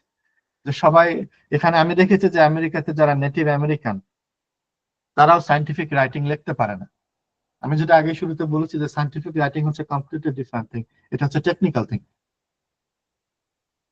তো যেটা ধরেন যে ম্যানুস্ক্রিপ্টের বিগিনিং থাকে এবং মিডিল থাকবে এবং এন্ড থাকবে। যে আমরা যখন একটা পেপার দেখি, যে একটা টাইটেল থাকে, অ্যাবস্ট্রাক্ট থাকে, ইন্ট্রোডাকশন থাকে, ম্যাটেরিয়ালস এন্ড মেথড থাকে, রেজাল্ট থাকে, ডিসকাশন থাকে। তো আপনার এটা হচ্ছে নর্মাল একটা স্ট্রাকচার হচ্ছে একটা ম্যানুস্ক্রিপ্টের। তো একটা ম্যানুস্ক্রিপ্ট রাইটিং যখন আমরা নিজেদেরকে ডিফাইন করে ফেলি যে আমি একজন সায়েন্টিফিক রাইটার, একজন প্রফেশনাল রাইটার, একজন সায়েন্টিস্ট লাইক ইসমাইল বলছে যে those are the scientist, they have to have a professional writer. Okay? তো যেহেতু আমি বিলিভ করলাম যে আমরা এখানে যারা আছে সবাই সায়েন্টিস্ট, তো অবশ্যই আমরা একজন প্রফেশনাল রাইটার। তো প্রফেশনাল রাইট করার জন্য এখানে জাস্ট দুইটা সিম্পল রুল হচ্ছে কি, আপনার সিরিয়াল রাইটিংটাকে সিরিয়াসলি নিতে হবে। যে জাস্ট খালি রাইট করে গেলাম, ব্যাপারটা এরকম না। যখন ধরেন যে আমি আমার ক্ষেত্রে বলি, যখন আমি রাইটিং করি আমি কিচ্ছু করি না, আমি একটা ম্যানুস্ক্রিপ্টের রাইটিং ড্রাফট করতে গিয়ে আমি 10 থেকে 15 দিন লাগাই একটা ম্যানুস্ক্রিপ্টের রাইটিং এ। তারপরে কি যে আপনি যখন আপনার পিআই কে দিবেন, আপনার কোলাবোরেটর দিবেন, তারা যখন আপনাকে ফিডব্যাক দিবে, এটা আপনাকে এমব্রেস করতে হবে। অনেক সময় অনেক মানুষজন খুবই মানে খুবই কঠিন ভাবে বলে যে মামুন তুমি যে কাজটা করছো এটাতে কিছুই হয় নাই। যেমন আমি নর্মালি বলি যে আমার যে লাস্ট ম্যানুস্ক্রিপ্ট পাবলিশ হয়েছে, তো ওখানে 4 জন রিভিউয়ারের মধ্যে একজন রিভিউয়ার বলছে যে this is completely useless work in the scientific domain. একজন রিভিউয়ারের কমেন্ট হচ্ছে এরকম যে this scientific work is a completely useless work in the scientific domain. তার মানে কত কঠিন একটা কথা। বাংলা ভাষায় যদি বলি, সাদা ভাষা, আরে তোর এটার কোনো কাজেই হয় না। ধরেন যে আপনি একটা কষ্ট করে 1 বছর 1.5 বছর ধরে কাজ করছেন, কাজ করার পরে আপনাকে যদি কেউ বলে যে আরে এটা তুমি কি কাজ করছো, এটা কোনো কাজই হয় না, তাহলে আপনি কতটা কষ্ট পাবেন চিন্তা করেন দেখি। বাট আপনাকে এটা এমব্রেস করে জানতে হবে, এটাকে আপনাকে আলিঙ্গন করতে জানতে হবে। যেমন আমাকে আমাকে আমার লাইফে মানে ধরেন যে আমার এরকমও কিছু সায়েন্টিফিক ওয়ার্ক হয়েছে যে 7 বার আমি রিভাইজ করছি, 7 বার রিভাইজ করার পরে পেপারটা আমার রিজেক্ট হয়েছে। বাট আই ওয়াজ ওকে, ঠিক আছে, in in a moment like আমার ক্ষেত্রে মনে হয়েছে যে হ্যাঁ একটু কষ্ট পাইছি ইন এ মোমেন্ট, যেহেতু আমার ইমোশনাল, আমরা হিউম্যান, আমাদের ইমোশন আছে। বাট আলটিমেটলি ওইটা আপনাকে আপনার ব্রেইনকে, আপনার ওই মেন্টাল থিঙ্কিংটাকে আপব্রিং করতে হবে যে আপনাকে যে ক্রিটিসাইজ করতে পারে সে হচ্ছে আপনার বেস্ট ফ্রেন্ড। আমরা বাংলাদেশে আমরা একটু ডিফারেন্ট হইতে চিন্তা করি আর কি, যে আপনাকে মানে পজিটিভ ক্রিটিসাইজ করে সে মানে সে হচ্ছে আমার শত্রু। বাট আপনাকে যে পজিটিভ ক্রিটিসাইজ করতে পারে সে হচ্ছে আপনার আসল বন্ধু। তো আমি যেটা বললাম যে এখানে বক্সে আপনি দেখবেন যে রিসেন্টলি একটা 2020 সালে স্কট নামের একজন সায়েন্টিস্ট বলছে কি যে আপনি যদি সায়েন্টিফিক রাইটিং করতে চান তাহলে আপনাকে 10টা রুল মানে আপনাকে নিতে হবে, যে রাইটিংটা সিরিয়াসলি নিতে হবে, প্রথম একটা পয়েন্ট। এবং আপনি যে যে শুরুতে যে আপনার যে রিসার্চ হাইপোথেসিসটা দাঁড় করাইছেন ওইটার সাথে আপনাকে স্ট্রিক্ট থাকতে হবে। যে অনেক পেপার দেখবেন যে মানে সায়েন্টিফিক হাইপোথেসিস করছে ডিফারেন্ট, বাট সে পরে লেখছে কি লেখছে কিছু আর বোঝা যায় না। আপনাকে টু দা পয়েন্টে থাকতে হবে। আপনাকে আপনার মেথডস এবং রেজাল্টটা মানে খুব সুন্দর করে লিখতে হবে এবং রিপিট করা যাবে না। যেমন বাংলাদেশে অনেক থিসিস আমি যখন দেখি, ধরেন যে আপনি রেজাল্টে আপনি একটা টেবিল লিখছেন, আপনি টেবিলে ধরেন যে আপনি কয়েকটা এক্সপেরিমেন্ট করছেন, ওই ফিগারে আপনি নাম্বারে দিচ্ছেন, আবার এই জিনিসটাই আপনি বারবার করে ধরেন যে আপনার রেজাল্টে খালি জাস্ট পেজ বানানোর জন্য আপনি খালি লিখে গেছেন। ধরেন যে আপনি টেবিল যেটা করছেন ওটাই আবার ফের ধরেন যে আপনি ফিগার আকারে দিচ্ছেন। তো এই জিনিসগুলো যাতে রিপিট না হয়, আপনাকে মানে আননেসেসারি বিষয়গুলো আপনাকে অ্যাভয়েড করতে হবে। আর সাইন্টিফিক রাইটিং এ সবসময় ফার্স্ট পার্সন ইউজ করাটাই বেটার। যে মানে ফার্স্ট আমরা অনেক সময় কি করি, প্যাসিভ ভয়েসটা ইউজ করি, যে আমার লাইনগুলো একটু বড় হবে, আমার ম্যানুস্ক্রিপ্ট একটু 20 পেজ 30 পেজ হবে। ব্যাপারটা এরকম যাতে না হয় আর কি সাইন্টিফিক রাইটিং এ। আর আননেসেসারি ওয়ার্ড গুলো রিমুভ করতে হবে। যেমন ধরেন যে আমরা অনেক সময় লিখি যে অ্যাজ ওয়েল অ্যাজ, তো অ্যাজ ওয়েল অ্যাজ এর জায়গায় আপনি অ্যান্ড ইউজ করতে পারেন। মানে আপনাকে সিম্পলিফাই ওয়েতে আপনাকে ম্যানুস্ক্রিপ্ট রাইট করতে হবে। এবং সব থেকে যেটা ইম্পর্টেন্ট যে আপনাকে আলিঙ্গন করা শিখতে হবে পজিটিভ ক্রিটিসিজম গুলোকে। এই জিনিসটা যদি করতে পারেন তাহলে আপনি একজন ভালো মানের এবং গুণগত মানের একজন সায়েন্টিস্ট হতে পারবেন। তো আমি যেটা বললাম যে আমরা যখন রিডিং করি, রিডিং এর সময় আমরা কি পড়ি, যে প্রথমে টাইটেলটা এবং অ্যাবস্ট্রাক্টটা পড়ি। তো রাইটিংটা আবার একটু ডিফারেন্ট কিন্তু, রাইটিং স্টাইলটা, রাইটিং স্টাইলটা হচ্ছে কি যে প্রথমে আমি যে বললাম যে আমি হাইপোথেসিস দাঁড় করাইছি, আমি এক্সপেরিমেন্ট করছি। তো আমি যখন এক্সপেরিমেন্টটা করি তখনই আপনি মানে ধরেন যে ম্যাটেরিয়াল এন্ড মেথড এবং রেজাল্টটা লিখে ফেলতে পারেন। ধরেন যে আপনি কি মেথডে কাজ করতেছেন আপনি তো জানেন, আপনার ডাটা নিয়ে, আপনার এক্সপেরিমেন্ট নিয়ে, তো তখনই আপনি সুন্দর করে মেথডটা লিখে ফেলবেন। এবং ধরেন যে আপনি একটা এক্সপেরিমেন্ট করলেন, করার পরে আপনি একটা রেজাল্ট পাইলেন, একটা ফিগার ড্র করলেন, তো তখনই আপনি রেজাল্টটা লিখে ফেলেন। তাহলে রাইটিংটা কি হচ্ছে যে আপনার মেথডস এবং রেজাল্টটা আপনি ডিউরিং দ্য রিসার্চ টাইম আপনি লিখতে পারবেন, আপনি যখন এক্সপেরিমেন্ট করতেছেন। দেন যখন আপনার রেজাল্ট হয়ে গেল, আপনার মেথড হয়ে গেল, আপনি জানেন আপনার রিসার্চ কোশ্চেন কি, তারপরে আপনি কি জার্নাল সিলেক্ট করলেন। সিলেক্ট করার পরে ওই জার্নালের প্রত্যেকটা জার্নালের গাইডলাইন থাকে, অথর গাইডলাইন, তো সেই অনুযায়ী তখন আপনি আপনার ইন্ট্রোডাকশনটা এবং ডিসকাশনটা আপনি তখন লিখবেন। আর রাইটিং এর সবার শেষে আমরা অ্যাবস্ট্রাক্টটা লিখি এবং টাইটেলটা লিখি। কারণ টাইটেল এবং অ্যাবস্ট্রাক্টটা হচ্ছে কি, আমার এই টোটাল যে আমার যে ম্যানুস্ক্রিপ্টটা আমি লিখছি এটার জিস্ট। টাইটেলটা ধরেন যে 1 থেকে 2 লাইনের হয়, তার মানে কি ওই 2 লাইনের মধ্যেই আমার টোটাল ম্যানুস্ক্রিপ্টটা আমাকে বলতে হবে, যাতে আমার আই ক্যাচি হয়, যাতে আমার মানুষজন পরেই বুঝতে পারে যে ম্যানুস্ক্রিপ্টটা is making something new in the science. এবং অ্যাবস্ট্রাক্টটা পরে মানুষজন যাতে আপনার ব্যাপারটা পরেরটা পড়তে চায়। এই জিনিসটা যদি না করতে পারেন তাহলে আপনার রাইটিংটা আসলে ফ্রুটফুল হবে না। তো নর্মালি আমি এই রাইটিং মেথড মানে জিনিসটা আমি ফলো করি আসলে। তো মেথডটা কি, আপনি যখন এক্সপেরিমেন্ট করছেন তো তখন আপনি ধরেন যে সাবহেডিং আকারে লিখবেন, লিখে যে ধরেন যে আমি একটা ম্যানুস্ক্রিপ্টে কাজ করছি, যে আমি ওখানে মেশিন লার্নিং টুল গুলো ইউজ করছি। তো আমি কি কি টুল ইউজ করছি, যে আমি ধরেন যে এক্সজিবুস্ট, র্যান্ডম ফরেস্ট, ব্যাগিং রিগ্রেশন, এইগুলো জিনিস আমি ইউজ করছি। তো আমি যখন মানে আমি যখন কোডিং করতেছি, তখন আমি কোডিং এর সময় কি এই এই এই মেশিন লার্নিং অ্যালগোরিদমের যে ডিসক্রিপশন গুলো আমি লিখে রাখি, এবং এই ম্যাথমেটিক্যাল ফর্মুলা, এর অ্যাডভান্টেজ ডিসঅ্যাডভান্টেজ আমি লিখে রাখলাম। এবং আমার ডাটা যে ছিল 10 লাখ, তো 10 লাখ ডাটা তো আমার মেসি ডাটা। তো আমি ওখান থেকে যে ফিল্টারটা করেছি, তো আমি যে ফিল্টারটা করছি, তো ওই ফিল্টারিং প্রসেসটা আমি কি করলাম, যে আমি কিভাবে ফিল্টার করছি ওই জিনিসটা আমি লিখে রাখলাম। আমি ডাটাগুলো কিভাবে কিভাবে কিভাবে ফিল্টার করলাম, করে আমি কিভাবে ফাইনাল ডাটা পাইলাম, এবং আমার ডাটাগুলো কি কি প্যারামিটার কন্টেইন করে ওই জিনিসটা আমি আমার এক্সপেরিমেন্টের সময় আমি লিখে রাখছি। তাহলে কি আমি সাবহেডিং আকারে আমার জিনিসগুলো লিখে রাখলাম। এবং আমি যেটা, যে সবাই জানেন যে ম্যাটেরিয়ালস মেথডটা পাস্ট টেন্সে ইউজ করে লেখা হয়। এবং আমি যে বলেছি না যে রিসার্চ গ্যাপ, তো তার মধ্যে আপনারা দেখবেন যে রিসার্চ গ্যাপের মধ্যে একটা গ্যাপ হচ্ছে কি ম্যাথোডোলজিক্যাল গ্যাপ। তো আপনি কি আপনার সায়েন্টিফিক, যে আপনি যে রিসার্চ কোশ্চেনটা যে আপনি ডেভেলপ করছেন, এটা কি কোনো ম্যাথোডোলজিক্যাল রিসার্চ গ্যাপ ছিল? যদি আপনার কোনো ম্যাথোডোলজিক্যাল রিসার্চ গ্যাপ থাকে, তাহলে সেক্ষেত্রে আপনি নিউ মেথড, যেটা আপনি যেভাবে কাজ করছেন এটা আপনি ডিটেইল ভাবে লিখবেন, এবং যাতে এটা যারা পরবর্তীতে এই জিনিসটা নিয়ে কাজ করবে যাতে তারা রিপ্রোডিউস করতে পারে। যেমন মেশিন লার্নিং এর ক্ষেত্রে অনেকে এখন যেটা কাজ করে, যে 3-4টা অ্যালগরিদম স্ট্যাকিং করে করে তারা একটা কি এনসেম্বল মেশিন লার্নিং মডেল তারা ডেভেলপ করে 3-4টা, যে এই তারা বলতেছে এই 3-4টা মডেল যদি একসাথে ডেভেলপ করা যায়, করার পরে তাহলে আমার প্রেডিক্টিভ পারফরমেন্সটা ভালো হবে। তো সেক্ষেত্রে তারা ওই মেথডটাকে তারা নতুন একটা নাম দিচ্ছে, যে নতুন এবিসিডি একটা নাম দিয়ে তাহলে কি আপনি ডিটেল ভাবে লিখবেন। ধরেন যে আপনি এগ্রিকালচার সায়েন্সে কাজ করছেন, আপনি হয়তো বা ধরেন যে নতুন একটা জিনিস অ্যাড করছেন আপনার এক্সপেরিমেন্টে কন্ট্রোল থেকে, তো ওই জিনিসটা অ্যাড করার ফলে আপনার নতুন একটা জিনিস ভালো হচ্ছে, তো সেটা আপনি ক্লিয়ারলি ডিফাইন করবেন যে এই জিনিসটা কত পার্সেন্ট কি কি ওয়েতে অ্যাড করলে আপনার নতুন কন্ট্রিবিউশন আসছে সায়েন্সে। তো তাহলে কি আপনি আপনার রিসার্চের সময় এই জিনিসটা আপনি মেথডটা লিখে দিতে পারবেন, যে how did you carry out your work. আপনি যদি মানে মেথডটা লিখতে না পারেন আপনি কি করছেন, তার মানে কি আপনি আপনার রিসার্চটা আপনি বুঝে নেই না। মেথড লেখা হচ্ছে সব থেকে ইজি। কারণ কি ওখানে কিছুই করতে হবে না, তো জাস্ট খালি আপনি কি কাজ করতেছেন, আপনি কি রিসার্চ কোশ্চেন ডেভেলপ করছেন, সেই অনুযায়ী আপনি যে প্রসিজার গুলো আছে, আপনার যে স্টেপ গুলো আছে, সেগুলো আপনি জাস্ট লিখবেন।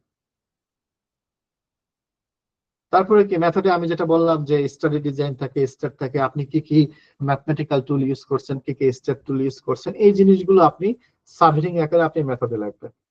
তো মেথড যখন লেখা শেষ হয়ে যায়, তখন আপনি যেহেতু একটা গবেষণা করতে তো অনেকদিন সময় লাগে, 6 মাস থেকে 1 বছর। তো ধরেন যে আপনি সবগুলো রেজাল্ট আর একসাথে পাবেন না, আপনি একটা একটা রেজাল্ট করে পাবেন। তো যখনই একটা রেজাল্ট পাইলেন, তখনই আপনি ওটা লিখে রাখেন যে এই রেজাল্টটা আমি কি পাইলাম। সেটা ওই যে বললাম যে অ্যাকুরেট হতে হবে, ক্লিয়ার হতে হবে। আপনি সাবহেডিং আকারে লিখবেন যে সবগুলো। আপনি ধরেন যে একটা রিসার্চে আপনি 3-4টা এক্সপেরিমেন্ট সেট আপ করছেন, অথবা 3-4টা মেথডে আপনি ডাটা অ্যানালাইসিস করছেন, সবগুলো রেজাল্ট তো আর এক হবে না। তো সেহেতু সাবহেডিং আকারে আপনি লিখবেন, এখানেও পাস্ট টেন্সে লিখবেন। এবং যখন লিখবেন তখন আপনি তো ফিগার টেবিল ড্র করছেন, তো ওইগুলো তখন আপনাকে রেফার করতে হবে যে this study find this is, তো কোথায় পাইছে, তখন আপনি লিখবেন যে ফিগার 1-এ আমার এই জিনিসটা আছে। তখন আপনি কি, আপনি যখন লিখবেন যে আপনি এখানে এক্সপ্লেইন করবেন না আপনার রেজাল্টটা ডিপলি, যে ও আমি এটা পাইছি, এটার সাথে এটা, এটার সাথে অমুক জন ওটা পাইছে, এখানে রেজাল্ট না, ওটা আপনি ডিসকাশনে এক্সপান্ড করবেন। আর একটা যেটা বললাম যে আমরা মাঝে মাঝে বাংলাদেশে আমি অনেক রিসার্চ দেখি, যে অনেক থিসিস দেখি যেটা করে, যে একটা জিনিস সে টেবিল ড্র করছে, তারপরে ওই জিনিসটা শুধু পেজ বানানোর জন্য সে আবার ফিগারও করছে, আবার সে টেবিলে যেটা পাইছে ওই জিনিসটা আবার পুরোটা এসে 2 পেজে লিখছে। মানে শর্ট আকারে না লেখে, সে মেইন জিস্ট কি পাইছে ওইটা না লেখে সে পুরোটাই বর্ণনা করছে। আবার ফিগারেও দেখি যে সে মূল যেটা পাইছে ওটা না পেয়ে সে আবার বর্ণনা করছে। তো রিপিট করিয়েন না, রিপিট করলে মানুষজন হারায় ফেলবে আপনারা, মানে বিষয়টা মানুষজন ক্লিয়ার মেসেজটা পাবে না। আপনারা যদি দেখেন যে এ বিউটিফুল মাইন্ড একটা মুভি আছে, সেখানে প্রফেসর জন মাস, যিনি গেম থিওরি ডেভেলপমেন্ট 1995 সালে নোবেল পায়, এবং 2015 সালে উনি আবার অ্যাবেল প্রাইজও পায়, মানে one of the exceptional scientist in the world. তো উনি যখন গেম থিওরি ডেভেলপ করে, তো ওনার জাস্ট গেম থিওরির যে পেপারটা মাত্র 1.5 পেজের, মাত্র 1.5 পেজ ছিল। তো মানে যত শর্ট এবং মানে শর্টলি আপনি বিষয়টা মানে ইয়া করতে পারেন। তো যেটা বললাম যে আপনি টেবিল এবং ফিগার গুলো যখন লিখবেন, সুন্দর করে ক্যাপশন গুলো দিবেন, এবং যেগুলো অ্যাব্রিভিয়েশন ইউজ করবেন সেগুলো আপনার ক্লিয়ারলি যাতে ক্যাপশনের মধ্যে থাকে, মানুষজন যাতে বুঝতে পারে আর কি। তো এই হচ্ছে আসলে ম্যাটেরিয়ালস এন্ড মেথড সম্পর্কে আহ এটা আমার কথা আর কি। আমার মনে হয় যে আমাদের আরো আধা ঘন্টা আছে, আপনারা এখন কোশ্চেন করতে পারেন আমাকে। তো তার আগে আমি জাস্ট আর 4 মিনিট সময় নিব।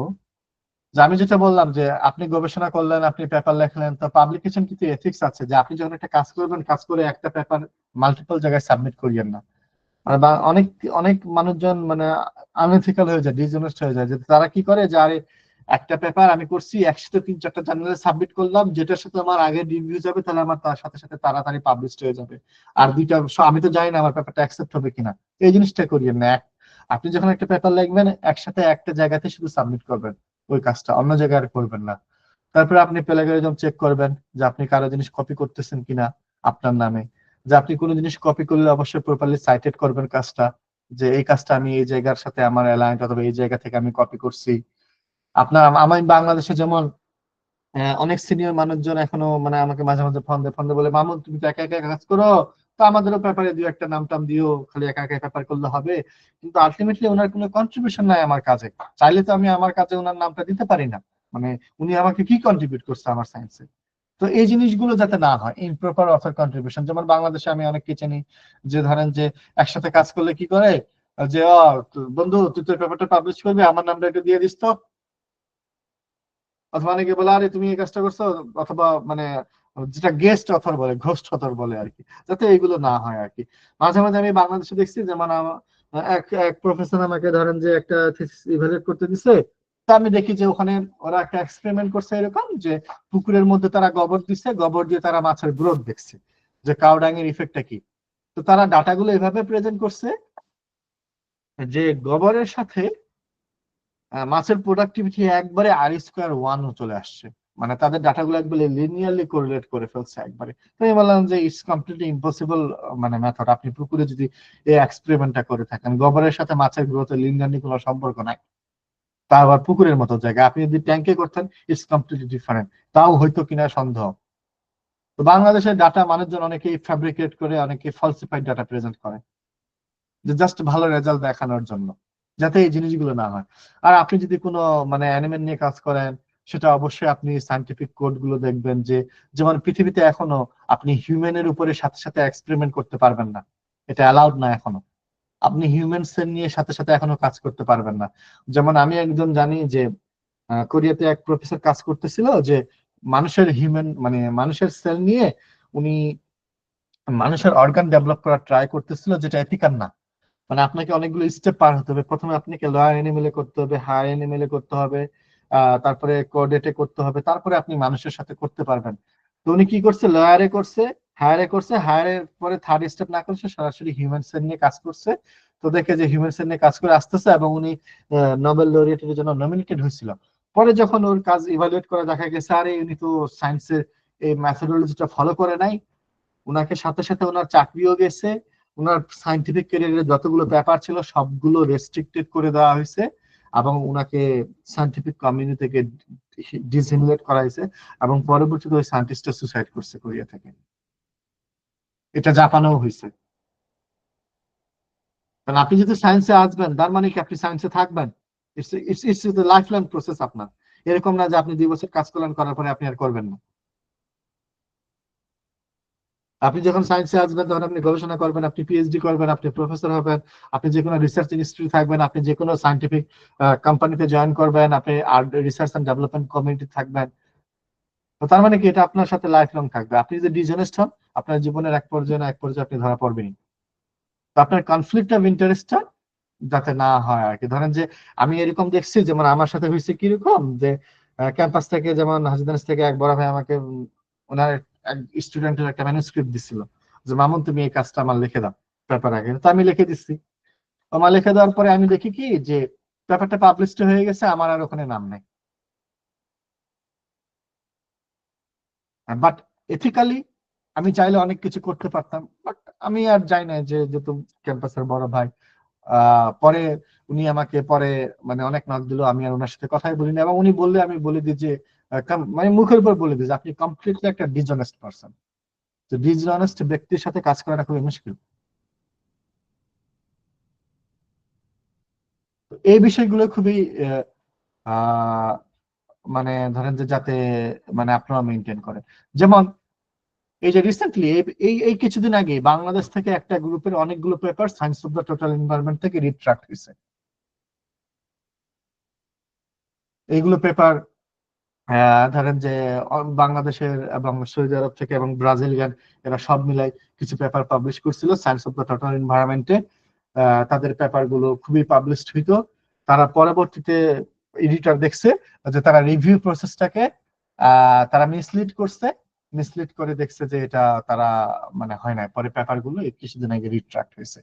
আপনি দেখেন যে আপনি একটা পেপার পাবলিশ করলেন এত কষ্ট করে, করার পরে আপনার সায়েন্টিফিক ডিসঅনেস্টির কারণে আপনি তখন ইন্টারন্যাশনালি মানুষজনের কাছে এক্সপোজ হয়ে যাচ্ছেন যে আপনি ফলস একটা কাজ করছেন।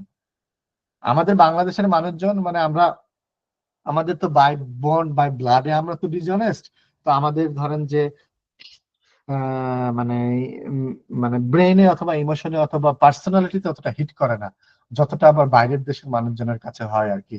লাইক এ যে জাপান, সাউথ কোরিয়া, ইউএসএ তে যদি এরকম কোন মানে সিনিয়র সায়েন্টিফিক প্রফেসরের সাথে হয়, তাহলে এরা সুসাইড করে অথবা তারা তখন একবারে মানে বনবাসে চলে যায় যেটাকে বলে আর কি। তো এই জিনিসগুলো খেয়াল রাখেন আপনারা আর কি। তো আমার কথা এই পর্যন্ত। এখন আপনাদের যদি মানে কারো কোনো কথা থাকে, কারো কোনো প্রশ্ন থাকে, তো আমার সাথে আপনারা মানে বলতে পারেন আর কি। আমি আপনাদের সাথে আধা ঘন্টা আরো কথা বলতে পারবো।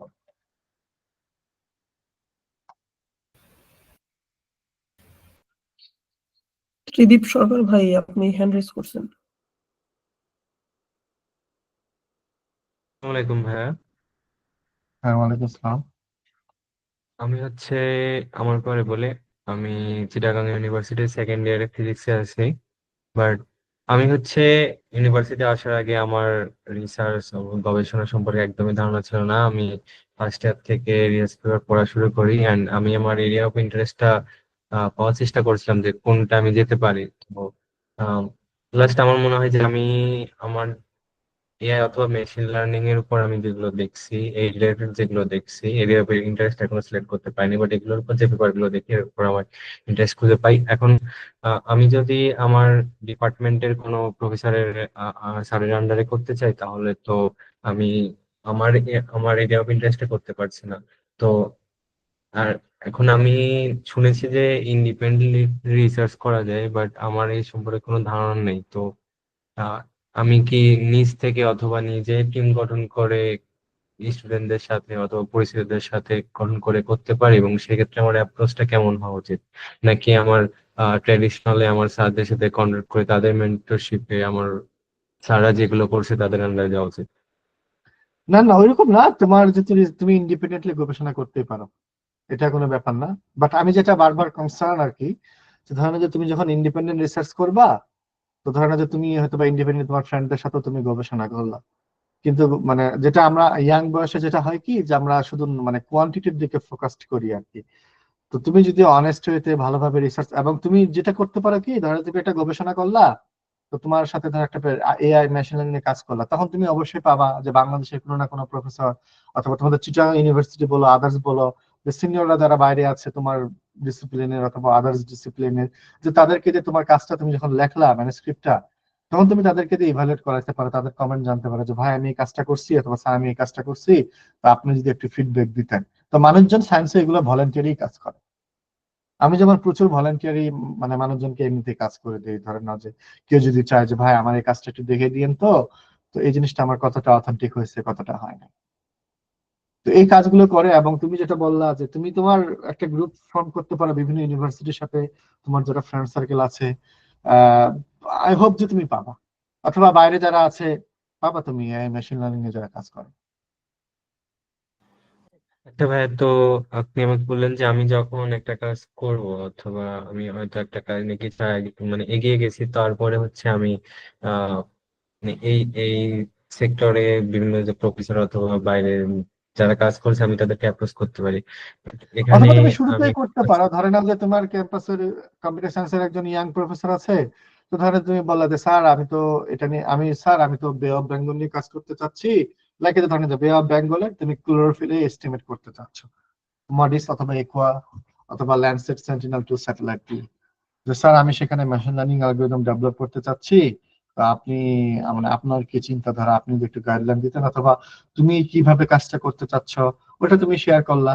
তারপরে ধরে নাও যে দুইজনে মিলে মানে তুমি কাজ করলা, অথবা তোমার সাথে যদি তোমার কোনো ফ্রেন্ড সার্কেল থাকে তাদের সাথে একসাথে কাজ করলা। মানে আমার কনসার্নটা হচ্ছে কোথায়, যে তুমি প্রফেসরকে না জানাইও তোমরা কয়েকজন ফ্রেন্ড মিলে ইন্ডিপেন্ডেন্টলি গবেষণা করতে পারো, বাট যাতে সায়েন্টিফিক ইন্টিগ্রিটিটা থাকে।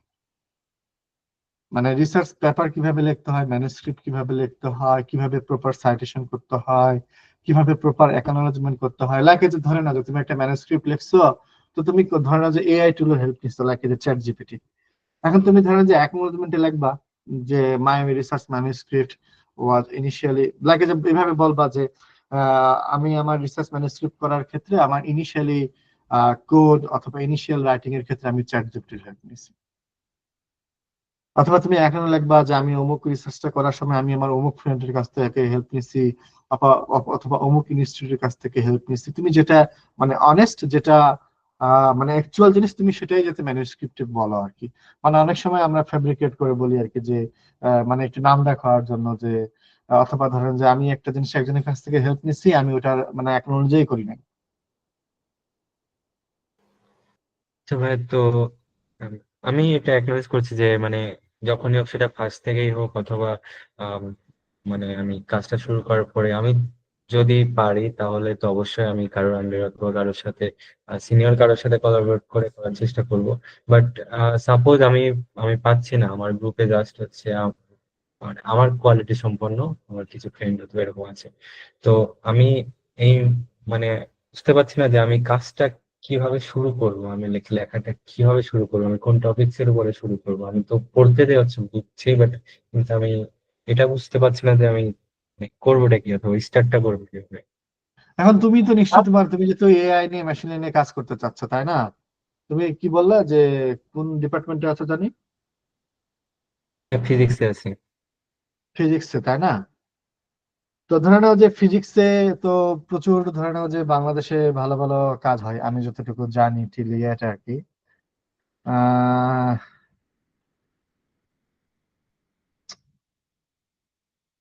আমার মনে হয় যে তুমি ফিজিক্সের সাথে ধরে নাও যে তোমাদের যে ডিপার্টমেন্টের যে প্রফেসররা আছে সিনিয়ররা, আমার মনে হয় যে তুমি চাইলেই পারবা আর কি। মানে কারো কাছে অ্যাপ্রোচ করলে কেউ ফেরত দিবে না, আমার মনে হয় যেটা। তোমাকে মানে রিচ আউট করতে হবে, মানে সাথে সাথে গেলে যে সাথে সাথে কেউ হ্যাঁ হয়ে যাবে, রাজি হয়ে যাবে, ব্যাপারটা এরকম না, বাট রিচ আউট করতে হবে আর কি। তুমি সিনিয়র প্রফেসরদেরকে না গিয়ে যারা রিসেন্টলি অ্যাসিস্ট্যান্ট প্রফেসর হয়েছে তাদের সাথে বিষয়টা নিয়ে কনসাল্ট করতে পারো। কারণ অ্যাসিস্ট্যান্ট প্রফেসর যারা, তারা তো ইয়াং হয় আমাদের মতো, অথবা রিসেন্টলি পিএইচডি করে আসছে, তো তারা খুবই এনথুজিয়াস্টিক হয় এবং কাজ করতে চায় আর কি। আমি যতটুকু দেখছি আর কি, সিনিয়র প্রফেসররা ওভাবে কাজ করতে চায় না। তুমি অ্যাসিস্ট্যান্ট প্রফেসরদের সাথে কনসাল্ট করতে পারো, মানে যে কোনো জায়গারই আর কি। জি ভাই।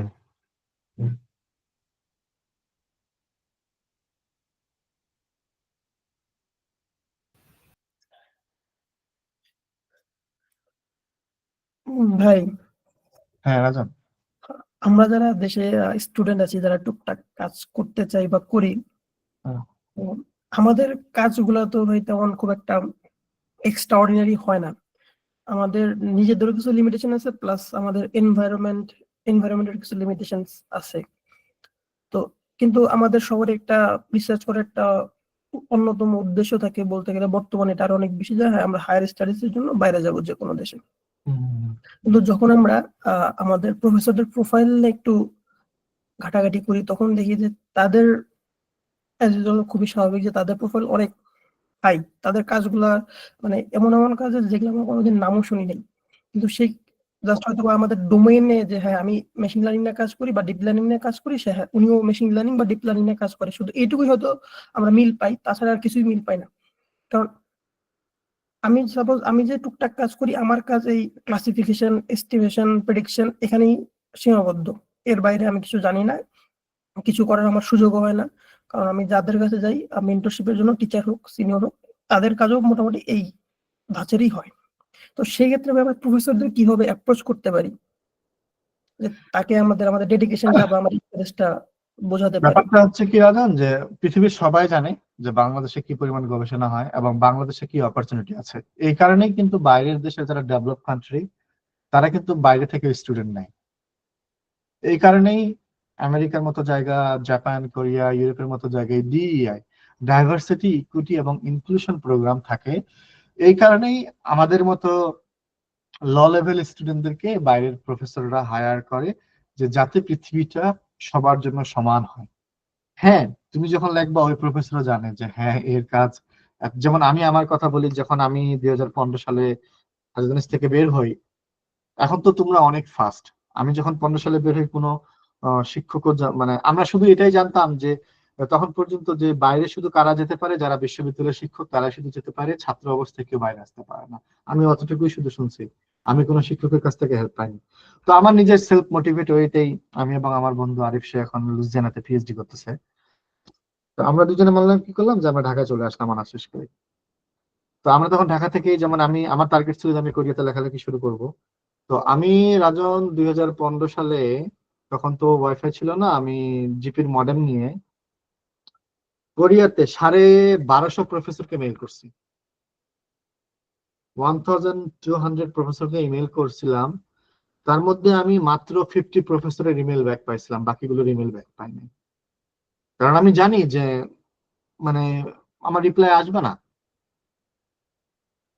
তো 47-এর মধ্যে আমার 50-র মধ্যে 47 আমাকে বলছিল যে তোমার সাথে আমার রিসার্চ অ্যালাইন যায় না, তুমি ফিট না, তোমাকে আরো এগুলো ইমপ্রুভ করতে হবে। বাট 3টা আমি পজিটিভ রেসপন্স পাই। তার মধ্যে থেকে আমার একটাতে স্কুল, দুটাতে অ্যাডমিশন হয়, আমি তখন একটাতে চুজ করে চলে যাই। এবং আমার যে মানে মাস্টার্স পিএইচডি সুপারভাইজার ছিল, আমি ওনাকে জিজ্ঞাসা করছিলাম যে প্রফেসর তুমি আমাকে নিয়েছিলে কেন? কারণ আমি যখন 2015 সালে বের হই, আমি হাজিদানে সে 5 বছর 1 মাস থাকা অবস্থায় কোনোদিন পাওয়ার পয়েন্ট প্রেজেন্টেশন দেয় নাই, কোনোদিন এক্সেল ইউজ করি নাই। কারণ আমাদের সুযোগই ছিল না, আমাদের কোনো টিচাররা শেখায় নাই। তখন এতটা বাজে অবস্থা ছিল, কারণ লাগে নাই কোনোদিন। তখন আমার প্রফেসর বলছে যে মামুন, আমরা যারা একাডেমিতে থাকি আমাদের একটা এইমই থাকে, একটা ডেভেলপই থাকে, দোজ পিপল আর আন্ডার রিপ্রেজেন্টেটেড, অথবা তোমার লয়ার ক্লাস থেকে বাইরের দেশে যাদের অপরচুনিটি নাই বাট তারা অ্যাভেল করতে চায়, তাদের মোটিভেশন আছে, আমরা এই জন্য তাদেরকে নেই আর কি। এটা সবাই নেই। যেমন আমার এখন কারেন্ট পোস্টডক, তুমি চিন্তা করো যে আমি ব্যাচেলর হচ্ছে ফিশারিজে, আমি মাস্টার্স পিএইচডি করছি এনভায়রনমেন্টাল ইকোলজিতে, আমি এখন পোস্টডক করতেছি কি স্যাটেলাইট রিমোট সেন্সিং বা মেশিন লার্নিং। আমার পিএইচডি তে আমি এই কাজ জাস্ট খালি একটা প্রজেক্ট করছিলাম। এবং আমার পোস্টডক আমি সেম কোশ্চেন হায়ার করছিলাম, মানে করছিলাম আমার এখানে আসার পরে, যে তুমি আমাকে কেন নিছো, কারণ তুমি তো আরো অনেক লোক পাইছিলে আমি যতদূর জানি। পরে সে আমাকে বলছে যে Mamun, what I have seen to you, I have seen your motivation, যে ইউ ওয়ান্ট টু লার্ন। মানে অনেক মানুষের কি, মানে মানে এখানে ক্লাসিফাইড আছে, মানে আমার প্রফেসরের যে মানে মোটিভ, সে তার কথা হচ্ছে যে একদম জানে আমি তাকে কেন নিব। আমি যদি যে জানে না তাকে যদি আমি নেই, তাহলে আমি একটা কন্ট্রিবিউট করলাম, যে একটা মানুষ জানলো, সে আরো 10 জনকে জানাবে। যেমন আমাদের আমাদের আমাদের ল্যাবে আমরা একজন শ্রীলঙ্কান স্টুডেন্টকে নিয়েছি, একটা মেয়েকে। সে জাস্ট শ্রীলঙ্কা থেকে ফিশারিজে অনার্স করছে, মানে ওদের ডিপার্টমেন্টের নাম হচ্ছে ফিশারিজ এন্ড অ্যাকোয়াটিক সায়েন্স। সে জাস্ট আন্ডার গ্রেড করছে, মাস্টার্সও করে নাই, কোনো পেপারও নাই, কিচ্ছু নাই। জাস্ট খালি আইএলটিএস দিছে, দিয়ে 7 পাইছে। আমাদের সাথে কন্ট্যাক্ট করছে, আমরা অনেকগুলো স্টুডেন্টের ভাই বানিয়েছি। নিয়ে মনে হয়েছে মেয়েটা খুবই মোটিভেটেড, সে কাজ শিখতে চায়, সে সার্ভাইভ করবে। ওইটা বেসিসে তাকে পিএইচডি তে হায়ার করা হয়েছে, নাথিং এলস। একজন প্রফেসর যখন তোমার সাথে কথা বলে, তোমার মোটিভেশনটা দেখে, তোমার এনথুজিয়াস্টিকটা দেখে, যে তুমি কতটা এনথুজিয়াজম, তুমি কতটা কাজ করতে চাও, নাথিং এলস। জি ভাই, বুঝতে পারছি ভাই। হ্যাঁ তানভীর, তোমার মনে হয় রেস করছো, তুমি কিছু বলবা?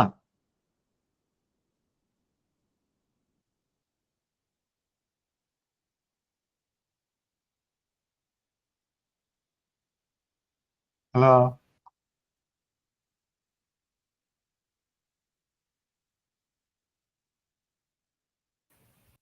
হয়তো তানভীর ভাই লাইনে নাই, যদি অন্য কারো কোনো কোশ্চেন হ্যাঁ, থাকে। হীরক দাস মানে কারো কারো যদি কোনো কোশ্চেন থাকে তো আপনারা বলতে পারেন আর কি। আসসালামু আলাইকুম ভাইয়া। আচ্ছা। আমি মোহাম্মদ মাহবুব হাসান, পাবনা বিজ্ঞান ও প্রযুক্তি বিশ্ববিদ্যালয়ের ফার্মেসি ডিপার্টমেন্টের স্টুডেন্ট। ভাই আমি রিসার্চ নিয়ে ইন্টারেস্টেড, বিশেষ করে ক্লিনিক্যাল ফার্মেসি বা এই টাইপের। কিন্তু এখন মানে আপনার কোন ছাড়ের সাথে বা কিভাবে এটা নিয়ে আগাবো এটা বুঝতেছি না। এখন ফার্মাসি তো খুবই চমৎকার সাবজেক্ট, পৃথিবীতে আসলে মানে ডিমান্ড তোমাদেরই, সত্য কথা বলতে। মানে if you come to USA you guys have a lot of opportunities, lot of funding, and you can earn annually like 200K। তো সেটা হচ্ছে কি যে তুমি তো মানে এমনিতে অনেক আগায় আছো, তো সেক্ষেত্রে তোমার আশেপাশে ধরে নাও যে তোমার ল্যাব অবশ্যই আছে, তোমাদের টিচার অবশ্যই আছে, তাদের সাথে একটু কনসাল্ট করো যে তুমি ফার্মাসির কোন ধরনের কাজ করতে চাও। তুমি ক্লিনিক্যালে আসতে চাও, না কম্পিটিশনাল ড্রাগ ডিসকভারিতে যেতে চাও, না মেকানিস্টিক ড্রাগ ডিসকভারিতে যেতে চাও। তো এই বিষয়গুলো তুমি যদি ডিফাইন করে ফেলো তাহলে আমার মনে হয় যে তুমি ভালো করবে আর কি। মানে যে যে প্রতিষ্ঠানে আছেন সেই প্রতিষ্ঠানেরই যারা প্রফেসররা আছে, বিশেষ করে ইয়াং যারা এনার্জেটিক মানুষ আছে, তাদের সাথে আপনারা কাজটা শুরু করতে পারেন আর কি। এটাই বেস্ট হয় আমার কাছে মনে হয় আর কি।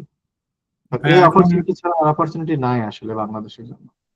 ভাইয়া এখন আপনার বাংলাদেশে অ্যান্টিবায়োটিক রেজিস্ট্যান্স নিয়ে প্রচুর পরিমাণে গবেষণা চলতেছে। আমি রিসেন্ট কয়েকটা পেপার পড়লাম, সেখানে আপনার বাংলাদেশের 64 ডিস্ট্রিক্টের মধ্যে মোটে 6টা নিয়ে কাজ করা হয়েছে। তো এইটা মেবি সার্ভেয়ার টাইপের রিসার্চ হয়েছে। তো এইটা নিয়ে কিভাবে আগানো যায় এই সম্পর্কে যদি একটু কাইন্ডলি কিছু আইডিয়া দিতেন। কারণ আমি তো ফার্মাসি ডিপার্টমেন্টের আসলে ছাত্র না, এবং আমি তো জানিও না আপনাদের কাজের প্যাটার্ন গুলো কি ধরনের। তো যেহেতু আমি যেটা বললাম যে আপনি যে বললেন যে 64টা ডিস্ট্রিক্টের মধ্যে 6টা ডিস্ট্রিক্ট কাজ করা হয়েছে, তো সেম কাজে আপনি ধরেন যে আপনার তো মানে ডাটা গ্যাপ আছে তাই না? ধরেন যে আপনার এমপিরিক্যাল স্টাডি গ্যাপ আছে বাকি আরো 40টা ডিস্ট্রিক্টের মধ্যে। তো আপনি বাকি ডিস্ট্রিক্ট গুলো নিয়ে কাজ করতে পারেন, অথবা আপনার ডিস্ট্রিক্ট নিয়ে কাজ করতে পারেন। জি স্যার। তো আমার মনে হয় এটা নিয়ে স্যারদের সাথে কনসালটেন্সি করলে মানে বেটার হবে। হ্যাঁ, বা আপনার ফিল্ডে যারা আছে তারা আপনাকে বেটার বলতে পারবে আর কি, আপনার যে শিক্ষক যারা আছেন। আরেকটা জিনিস জানতে চাচ্ছিলাম, আপনার ইন্ডিপেন্ডেন্ট যেটা বলে যে রিসার্চ টাইপের, তো আমি যদি এটা নিয়ে কাজ করতে চাই সেক্ষেত্রে দেখা যাচ্ছে আমরা একটা গ্রুপ করলাম, গ্রুপ করে ডাটাটা কালেক্ট করলাম, তো পরবর্তীতে এটা তো সুপারভাইজ করা লাগবে। তো এটা স্যারের সাথে। আপনারা আপনারা যদি এই কাজটা করেন তাহলে ধরেন যে আপনারা মানে যে কোনো সুপারভাইজার আপনারা পেয়ে যাবেন। মানে হেল্প করার জন্য মানুষজন প্রচন্ড আছে বাংলাদেশে, অনেকেই হেল্প করতে চায়। বাট সত্য কথা বলতে আপনারা যারা ইয়াং আছেন না, তো অনেকেরই একটু লেগে থাকার মানে মন মানসিকতাটা কম। যেমন আমি বলি, আহ হাজিদান এসে আমার সাথে 2-3 জন ছেলে মেয়ে যোগাযোগ করছিল। তো আমি আমার কষ্ট করে 2-3 ঘন্টা কষ্ট করে আমি তাদেরকে একটা কোশ্চেনার ডেভেলপ করে আমি পাঠাইলাম যে তারা কাজ করবে। তো ওই যে 2-3 ঘন্টা আমি কষ্ট করে তাদেরকে পাঠাইলাম, ওটা আমার ওয়েস্ট অফ মানে টাইম। তারা আমাকে তারপরে কনসাল্ট করে আমি জানতে চাইছি কি অবস্থা, তারা কিছুই জানে না। তো এই কারণে না যারা মানে হাইলি, ওই যে বারবার যেটা আমি বলেছি, হাইলি মোটিভেট না হলে মানুষজন হেল্প করতে চায় না। আপনি একজনকে বলবেন, বলার পর একজন আপনাকে সময় দিবে, ব্যাপারটা এরকম না। এই যে আপনাদের কাছে সময় দেওয়ার জন্য আমাকে কিন্তু অনেক কষ্ট করতে হয়েছে আমার টাইমটা বের করার জন্য। কারণ G I have a sir. Family, G sir. কারণ আমার প্রত্যেকটা মিনিটের দাম আছে। এখন ধরেন যে একজন মানুষ আপনার সাথে কাজ করবে, এখন আপনি ধরেন যে পরে মাঝখানে বললেন যে আমরা আর পারতেছি না, এটা না ওটা না, জাস্ট খালি প্রথমে একটু মনে হইলো, মনে হওয়ার কারণে একটু মানে কাজ করলেন, বাট পরে আর নাই, তখন আর মানুষজন এই কারণে হেল্প করতে চায় না, ইয়াং পিপলদের। Thank you sir.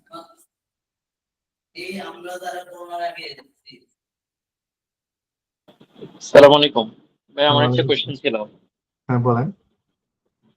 ভাই ওই যখন প্রফেসররা, আপনি একটু আগে যে বললেন মানে প্রফেসররা মেনলি ভাইভা নেওয়ার সময় মানে মোটিভেশনটা বেশি ফোকাস করে, মানে স্টুডেন্টদের হ্যাঁ। প্রোফাইলটা তো দেখে ম্যাচ করলে। তো এখন এই ক্ষেত্রে যখন ইন্টারভিউ কল করে তখন স্টুডেন্টরা কিভাবে মানে ভাইভাটা ফেস করা উচিত, এক্ষেত্রে আপনার কোনো সাজেশন আছে কিনা, বা আমি মোটিভেশনটা আমার কিভাবে দেখাতে পারি? আমার রিসার্চ যেটা, একটা তো মাস্টার্স এর সময় একটা রিসার্চ করছি, তো ওটা নিয়েই বলবো, বা কিভাবে ওনাদেরকে আমি মোটিভেট ইমপ্রেস করতে পারি। এক্ষেত্রে যদি আপনার কোনো সাজেশন থাকলে দিলে ভালো হতো আর কি। মোটিভেশনটা বলতে কি, আপনি যখন কথা বলবেন না, ধরেন যে তখনই মানে যারা অপর প্রান্তে থাকে তারা আপনাকে ডিফাইন করে ফেলে যে আপনার মোটিভেশনটা কেমন। এটা তো একটা ইনার ব্যাপার। ধরেন যে আপনি কাজ করছেন অন্য নিয়ে, বাট অন্য ফিল্ডে আপনি ধরেন যে এখন আসতে চাচ্ছেন, তো আপনার সাথে যখন ভাইবা না হয়, তো তখনই মানে আপনার কথার অ্যাপ্রোচটা দেখেই মানুষজন বলতে পারে যে না, আপনি সার্ভাইভ করবেন, আপনি আসতে পারবেন। হ্যাঁ, অবশ্যই আপনি যে রিসার্চ করতে চান এই জিনিসটা আপনার কথাবার্তায় ফুটে উঠতে হবে। যে আপনি বলবেন যে আমি ব্যাচেলরে এই কাজটা করছি, আমি মাস্টার্সে এই কাজটা করছি, আমি হায়ার স্টাডিতে আসতে চাই, সেজন্য আমি এই পরিমাণ স্ট্রাগল করতেছি, আমি ট্রাই করতেছি একটা গ্রেট অপরচুনিটি পাওয়ার জন্য, এই কারণেই আমি আপনাদের সাথে কনসাল্ট করতেছি। এভাবে আপনি নিজেকে ফুটাই তুলতে পারেন। থ্যাংক ইউ ভাই। ভাই আসসালামু আলাইকুম। ওয়ালাইকুম আসসালাম। ভাইয়া, আমি তানভীর, আমি হাজী দানেশ বিজ্ঞান প্রযুক্তি বিশ্ববিদ্যালয়ে এগ্রিকালচার স্টুডেন্ট, লেভেল 4 সেমিস্টার 1, আপনার ক্যাম্পাসের ছোট ভাই। First of all thank you so much for your time and অনেক কিছু আসলে জানতে পারলাম। তো আমার কোশ্চেনটা হচ্ছে যে আমি যেহেতু এগ্রিকালচার স্টুডেন্ট অ্যান্ড 4-1 বলতে গেলে অনেকটা লেট হয়ে গেছে, বাট আমি এগ্রিকালচার থেকে ভাইয়া অনেকগুলো ডিপার্টমেন্ট যেহেতু আছে, তো অনেক সাইডে কাজ করার সুযোগ আছে। তো আর আমার যেহেতু হচ্ছে যে জিআইএস রিলেটেড কিছু কাজ নিয়ে একটু আগ্রহ আছে। আর এই জিনিসগুলা হচ্ছে এগ্রিকালচারাল সেক্টরে কোন কোন দিকে আসলে ফোকাস করলে পরে ভালো হবে, অ্যান্ড সেই জিনিসটা আর এই রিসার্চ ইয়াটা আর কি জেনারেলি ধরেন যে আমি এখন যে এটা করতেছি, আর মাস্টার্সে যে কোন ডিপার্টমেন্টের দিকে গেলে পরে জিআইএস অ্যান্ড আরো যে প্রোগ্রামিং সহ যে ব্যাপারগুলো আছে এগুলোর সাথে কতটুকু মানে ম্যাচ আপ করা যাবে আর হচ্ছে অ্যান্ড আরেকটা বিষয় ভাই যে এই এই টপিকটা থেকে যদি মাস্টার্সে কোন ডিপার্টমেন্টে গেলে পরে ভালো হবে, অ্যান্ড আর বাইরের যখন প্রফেসরকে আমি হচ্ছে রিচ করব তখন আহ, আমার যে সেক্টরে আমি রিসার্চ করতেছি সেটারে ভালো হবে নাকি এগ্রিকালচার তো ফার্স্ট অফ সেক্টরে রিসার্চের সুযোগ আছে, তো নাকি জেনারেলি এগ্রিকালচার অ্যান্ড এনভায়রনমেন্টাল সায়েন্সে যে কোনো সাইডেই রিচ করাটা বেটার হবে। মানে আমি কি বুঝাতে পারছি খুব হ্যাঁ একটা হ্যাঁ, বুঝতে হয়তো? পারছি। হ্যাঁ, মানে তোমার চিন্তাধারা হচ্ছে কি যে এগ্রিকালচার নিয়ে তুমি জিআইএস এবং এগুলো নিয়ে কাজ করো, তো সেক্ষেত্রে তোমার যেটা মূল, আমি যেটা বুঝতে পারলাম যে স্মার্ট এগ্রিকালচার ফার্মিং নিয়ে তুমি ইন্টারেস্টেড আর কি, মানে ব্রডার আসপেক্টে আর কি। তো জি স্মার্ট জি। এগ্রিকালচার ফার্মিং এর জন্য এগ্রিকালচার ইঞ্জিনিয়ারিং ডিপার্টমেন্ট বেস্ট হবে তোমার মাস্টার্স এর জন্য আর কি, হাজেদান। আচ্ছা, আর আর যে ভাই যে কোশ্চেনটা করলাম যে প্রফেসরকে যখন রিচ করবো তখন প্রফেসর যখন মানে রিচ করবা, তখন তুমি মাস্টার্সে যে কাজ করবা, ধরো যে তুমি যদি ডিপার্টমেন্ট অফ হর্টিকালচার এখন বের হও স্মার্ট এগ্রিকালচার ফার্মিং নিয়ে, লাইক যে সোয়েললেস এগ্রিকালচার অথবা ভার্টিক্যাল ফার্মিং নিয়ে, তখন দেখবা যে পৃথিবীর সব দেশে horticulture, vertical farming, smart agriculture farming নিয়ে প্রফেসর কাজ করে, শুধু তাদেরকে অ্যাপ্রোচ করবে। কারণ তুমি তো হর্টিকালচারে মাস্টার্স করে তুমি তো আর জেনেটিক্সে, প্লান্ট ব্রিডিং এ তোমার তো এক্সপিরিয়েন্স নাই, বাট তুমি যে হর্টিকালচারের সাথে তুমি যে কিছু মানে মলিকুলার টুল যদি তোমার থিসিসের সময় ইউজ করে থাকো, তাহলে তুমি জেনেটিক্স এর টিচারদেরকে অ্যাপ্লাই করতে পারো। তুমি হর্টিকালচারে মাস্টার্স করে তুমি অ্যাগ্রোনমি অথবা ধরো যে প্লান্ট প্যাথোলজি টিচারদেরকেও তুমি মেল করতে পারো আর কি। আচ্ছা ভাই, থ্যাংক ইউ। আর ভাইয়া যদি কিছু মনে না করেন তাহলে আপনার সাথে কি পার্সোনালি রিচ করা যাবে কিনা বা সেটা সুযোগ আছে কিনা, যেহেতু আপনি আচ্ছা, আমাদের পার্সোনালি ক্যাম্পাসের। আচ্ছা, সমস্যা নাই, তুমি নক দিতে পারো আমাকে ইমেলে, তোমার কিছু জানার থাকলে আমি ট্রাই করবো। থ্যাংক ইউ সো মাচ ভাই। আসসালামু আলাইকুম। আদাব ভাইয়া, আমি হীরক দাস, রাজশাহী বিশ্ববিদ্যালয় ফিশারিজ বিভাগ থেকে বলছিলাম। হ্যাঁ হ্যাঁ, হেরক বলো। তো ভাই, আমার যে এরিয়া অফ ইন্টারেস্ট সেটা হচ্ছে প্লাঙ্কটোলজি, একুয়াটিক বায়োডাইভার্সিটি এন্ড হচ্ছে ক্লাইমেট নিয়ে।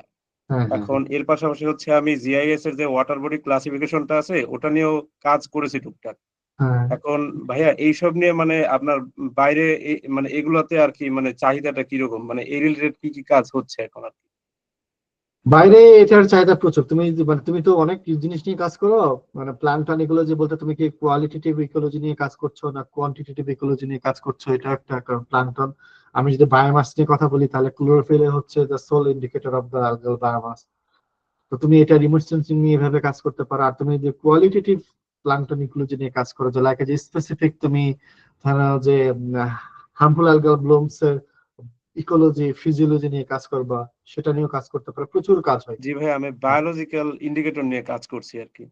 হ্যাঁ, তো এগুলোর ডিমান্ড প্রচুর আছে, কারণ বাইরের ডেভেলপ কান্ট্রি গুলোতে গ্রাউন্ড ওয়াটার নাই, কারণ টিউবওয়েল খুললেই পানি বের হয় না।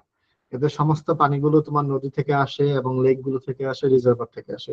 সেহেতু অ্যালগাল ব্লুম হিউজ একটা বিগ ইস্যু এবং বিগ প্রবলেম, কারণ পানিটাকে ট্রিট করায় তো তোমার মানে সিটি গুলোতে পাঠানো হয়। তো যদি আমার একটা রিজার্ভারের মধ্যে যদি আমার হার্মফুল অ্যালগাল ব্লুম বেশি হয়, তাহলে টক্সিন তো আর এক্সট্রাক্ট করা যায় না কোনো কেমিক্যাল প্রসেসের মাধ্যমে, তাহলে ওই পানিটা আর ধরেন সাপ্লাই করা যায় না, তাহলে একটা হিউজ ওয়াটার শর্টেজের মধ্যে থাকে। তো মানে খুবই চমৎকার জিনিস এবং প্রচুর ফান্ডিং, মানে প্রচুর ফান্ডিং এটার জন্য আর কি। থ্যাংক ইউ ভাই।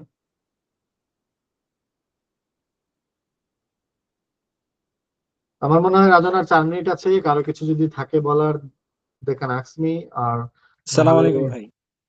হ্যাঁ, ওয়ালাইকুম আসসালাম।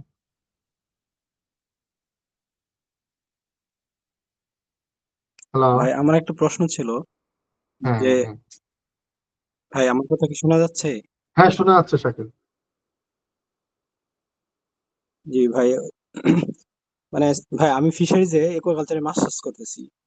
তো হ্যাঁ অনেক সময় দেখা যায় যে প্রফেসরদের মেইল করলে ওনারা হ্যাঁ একটা পজিটিভ রিপ্লাই দেয়, যে বলেন তুমি নেক্সট সেমিস্টার বা কোন একটা সেমিস্টারের জন্য অ্যাপ্লিকেশন করো, হ্যাঁ ইউনিভার্সিটি যদি তোমাকে অ্যাকসেপ্ট করে তখন তোমাকে তুমি ওই সেমিস্টার পর্যন্ত ডিফার করো বা ওই সেমিস্টারে তুমি জয়েন হবা। তো হ্যাঁ হ্যাঁ। এই ক্ষেত্রে ধরেন মানে ওই প্রফেসরের সাথে পরবর্তীতে আসলে কিভাবে কমিউনিকেশনটা মানে চালায় যাব আমরা, বা উনি সেক্ষেত্রে কি আসলে। সেক্ষেত্রে শাকিল তুমি যেটা করতে পারো যে মানে ইউএসএ তে বিশেষ করে সেন্ট্রাল ফান্ডিং দেয়, মানে ধরে নাও যে তুমি এগ্রিকালচার ডিপার্টমেন্টে, ধরে নাও যে তুমি অ্যাপ্লাই করলা, তো করার পরে ধরে নাও যে 20টা অ্যাপ্লিকেশন আসলো, তো তার মধ্যে তারা চিন্তা করছে এই সেমিস্টারে তারা 8 জনকে টিএশিপ দিবে, মানে টিচিং অ্যাসিস্ট্যান্টশিপ দিবে, অথবা 4 জনকে রিসার্চ অ্যাসিস্ট্যান্টশিপ দিবে, যেহেতু সেন্ট্রাল অ্যাপ্লাই। তো তখন তোমার প্রোফাইল দেখে ইভালুয়েট করে তখন তারা ডিটারমাইন করে যে তুমি স্কলারশিপটা পাবা কি পাবা না। তো সেক্ষেত্রে দেখা যাচ্ছে তোমাকে যদি বলছে তুমি অমুক সেমিস্টার অ্যাপ্লাই করো, তার মানে কি তোমাকে অ্যাপ্লাই করতে বলছে, তুমি সেন্ট্রালি ডিপার্টমেন্টে অ্যাপ্লাই করবা। যখন অ্যাপ্লাই করবা, তো তখন তুমি প্রফেসরকে বলবা যে প্রফেসর আমি তো তোমার ডিপার্টমেন্টে অ্যাপ্লাই করছি, তো তাহলে তুমি আমার অ্যাপ্লিকেশনটা লুক আফটার করিও। এভাবে তুমি অ্যাপ্লাই করতে পারো। অথবা তুমি যখন অ্যাপ্লাই করবা, অ্যাপ্লিকেশন সময় অনেক সময় থাকে যে তুমি কার কাছে কার আন্ডারে কাজ করতে চাও ডিপার্টমেন্টে, তখন তুমি বলবা যে আমি তো অ্যাপ্লিকেশনটা করতেছি, তো এই অ্যাপ্লিকেশনে আমি তোমার নামটা দিতে চাচ্ছি, যেহেতু আমি তোমার কাজের প্রতি ইন্টারেস্টেড এবং আমি তোমার সাথে কাজ করতে চাই। এভাবে তুমি অ্যাপ্লাই করতে পারো।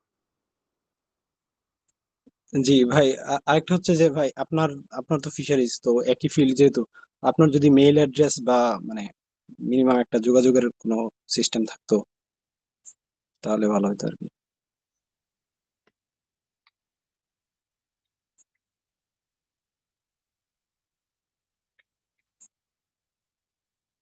আপনারা যে কেউই আমি আপনারা যে কেউই আপনারা মেল করতে পারেন যে কোনো হেল্পের জন্য। আই ট্রাই মাই বেস্ট, মানে যে কোনো ফিল্ডের সমস্যা নেই। ভাই যে আপনার কোনো মানে ফ্রি টাইম কখন মেইল করলে আপনাকে পাওয়া যাবে? এখন মেল আসবে, মেল আমি দেখবো, দেন আমার সময় মতো আমি রিপ্লাই দেবো, এখন মানে এটা কোনো ব্যাপার না। জি জি, ওকে ভাই, থ্যাংক ইউ। আসসালামু আলাইকুম ভাই, আমার একটা প্রশ্ন ছিল। হ্যাঁ হ্যাঁ, শুভ বলো। জি ভাই, আমি হচ্ছে শরীফুল ইসলাম শুভ, এখন হচ্ছে final year student, Gopalganj science and technology university Gopalganj, হ্যাঁ হ্যাঁ সিভিল ইঞ্জিনিয়ারিং বিভাগে।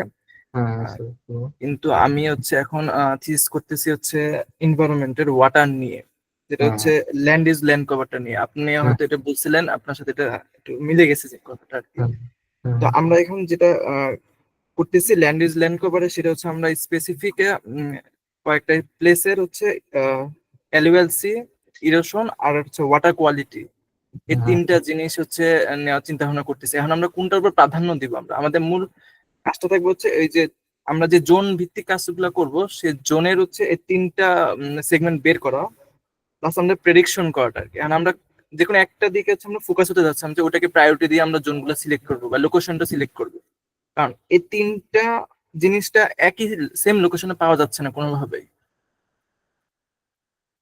আমি এটা যদি আসলে এলওএলসি পাই, মানে ইরোশনটা পাই হ্যাঁ না। আমি বুঝতে পারছি। তো আসলে এগুলো তো মানে এভাবে তো শর্টলি আনসার দেওয়া যায় না আসলে, যে মানে আপনি কি করবেন না করবেন। তো এগুলো সময় লাগবে আসলে, মানে ধরেন যে আপনি মানে আমি এটা শর্ট আনসার এই মুহূর্তে দিতে পারবো না, কারণ হয়তো বা দিলে আপনি ভুলভাবে মেসেজটা নেবেন আমার আর কি। আমি কি এই বিষয়ে আপনার সাথে পরবর্তীতে কথা বলতে পারি, অথবা পরবর্তীতে যদি আপনি ইমেল করতে পারেন, আপনি আপনার কোশ্চেনটা কি দেন, I try to reach out. আচ্ছা, অসংখ্য ধন্যবাদ। আমি আপনাকে মেইল করবো তাহলে। আচ্ছা ঠিক আছে, আচ্ছা।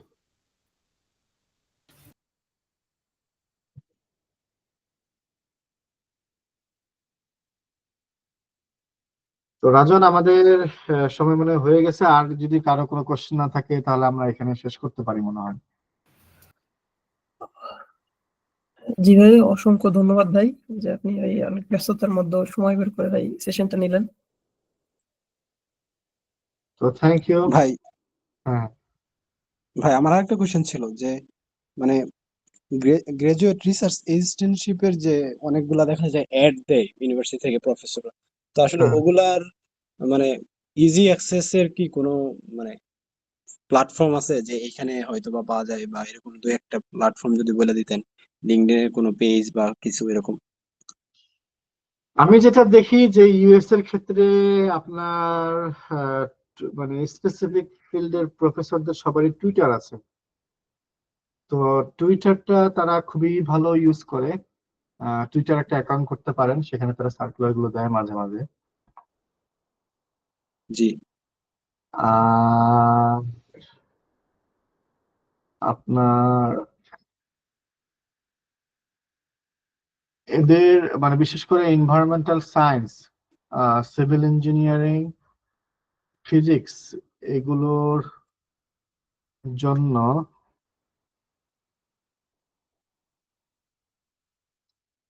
আপনার আমেরিকান জিওলজিক্যাল ইউনিয়নের জব সার্ভিস একটা ইয়ে আছে, civil engineering, environmental science, water quality, এগুলোর জন্য এখানে আপনারা যদি, আমি লিঙ্কটা দিছি, এখানে যদি মানে আপনার অ্যালার্ট করে রাখেন ইমেইলে, তাহলে আপনার প্রতিদিনই সার্কুলার গুলো পাবেন আর কি। এগ্রিকালচারের মাঝে মাঝে ওয়াইল্ড ফায়ার, তারপরে জিআইএস এর সার্কুলার গুলো মাঝে মাঝে এখানে দেয় এরা। মিয়াদ লিঙ্কটা। লিঙ্কটা আমি চ্যাটে দিচ্ছি এখানে। জি ভাই, থ্যাংক ইউ।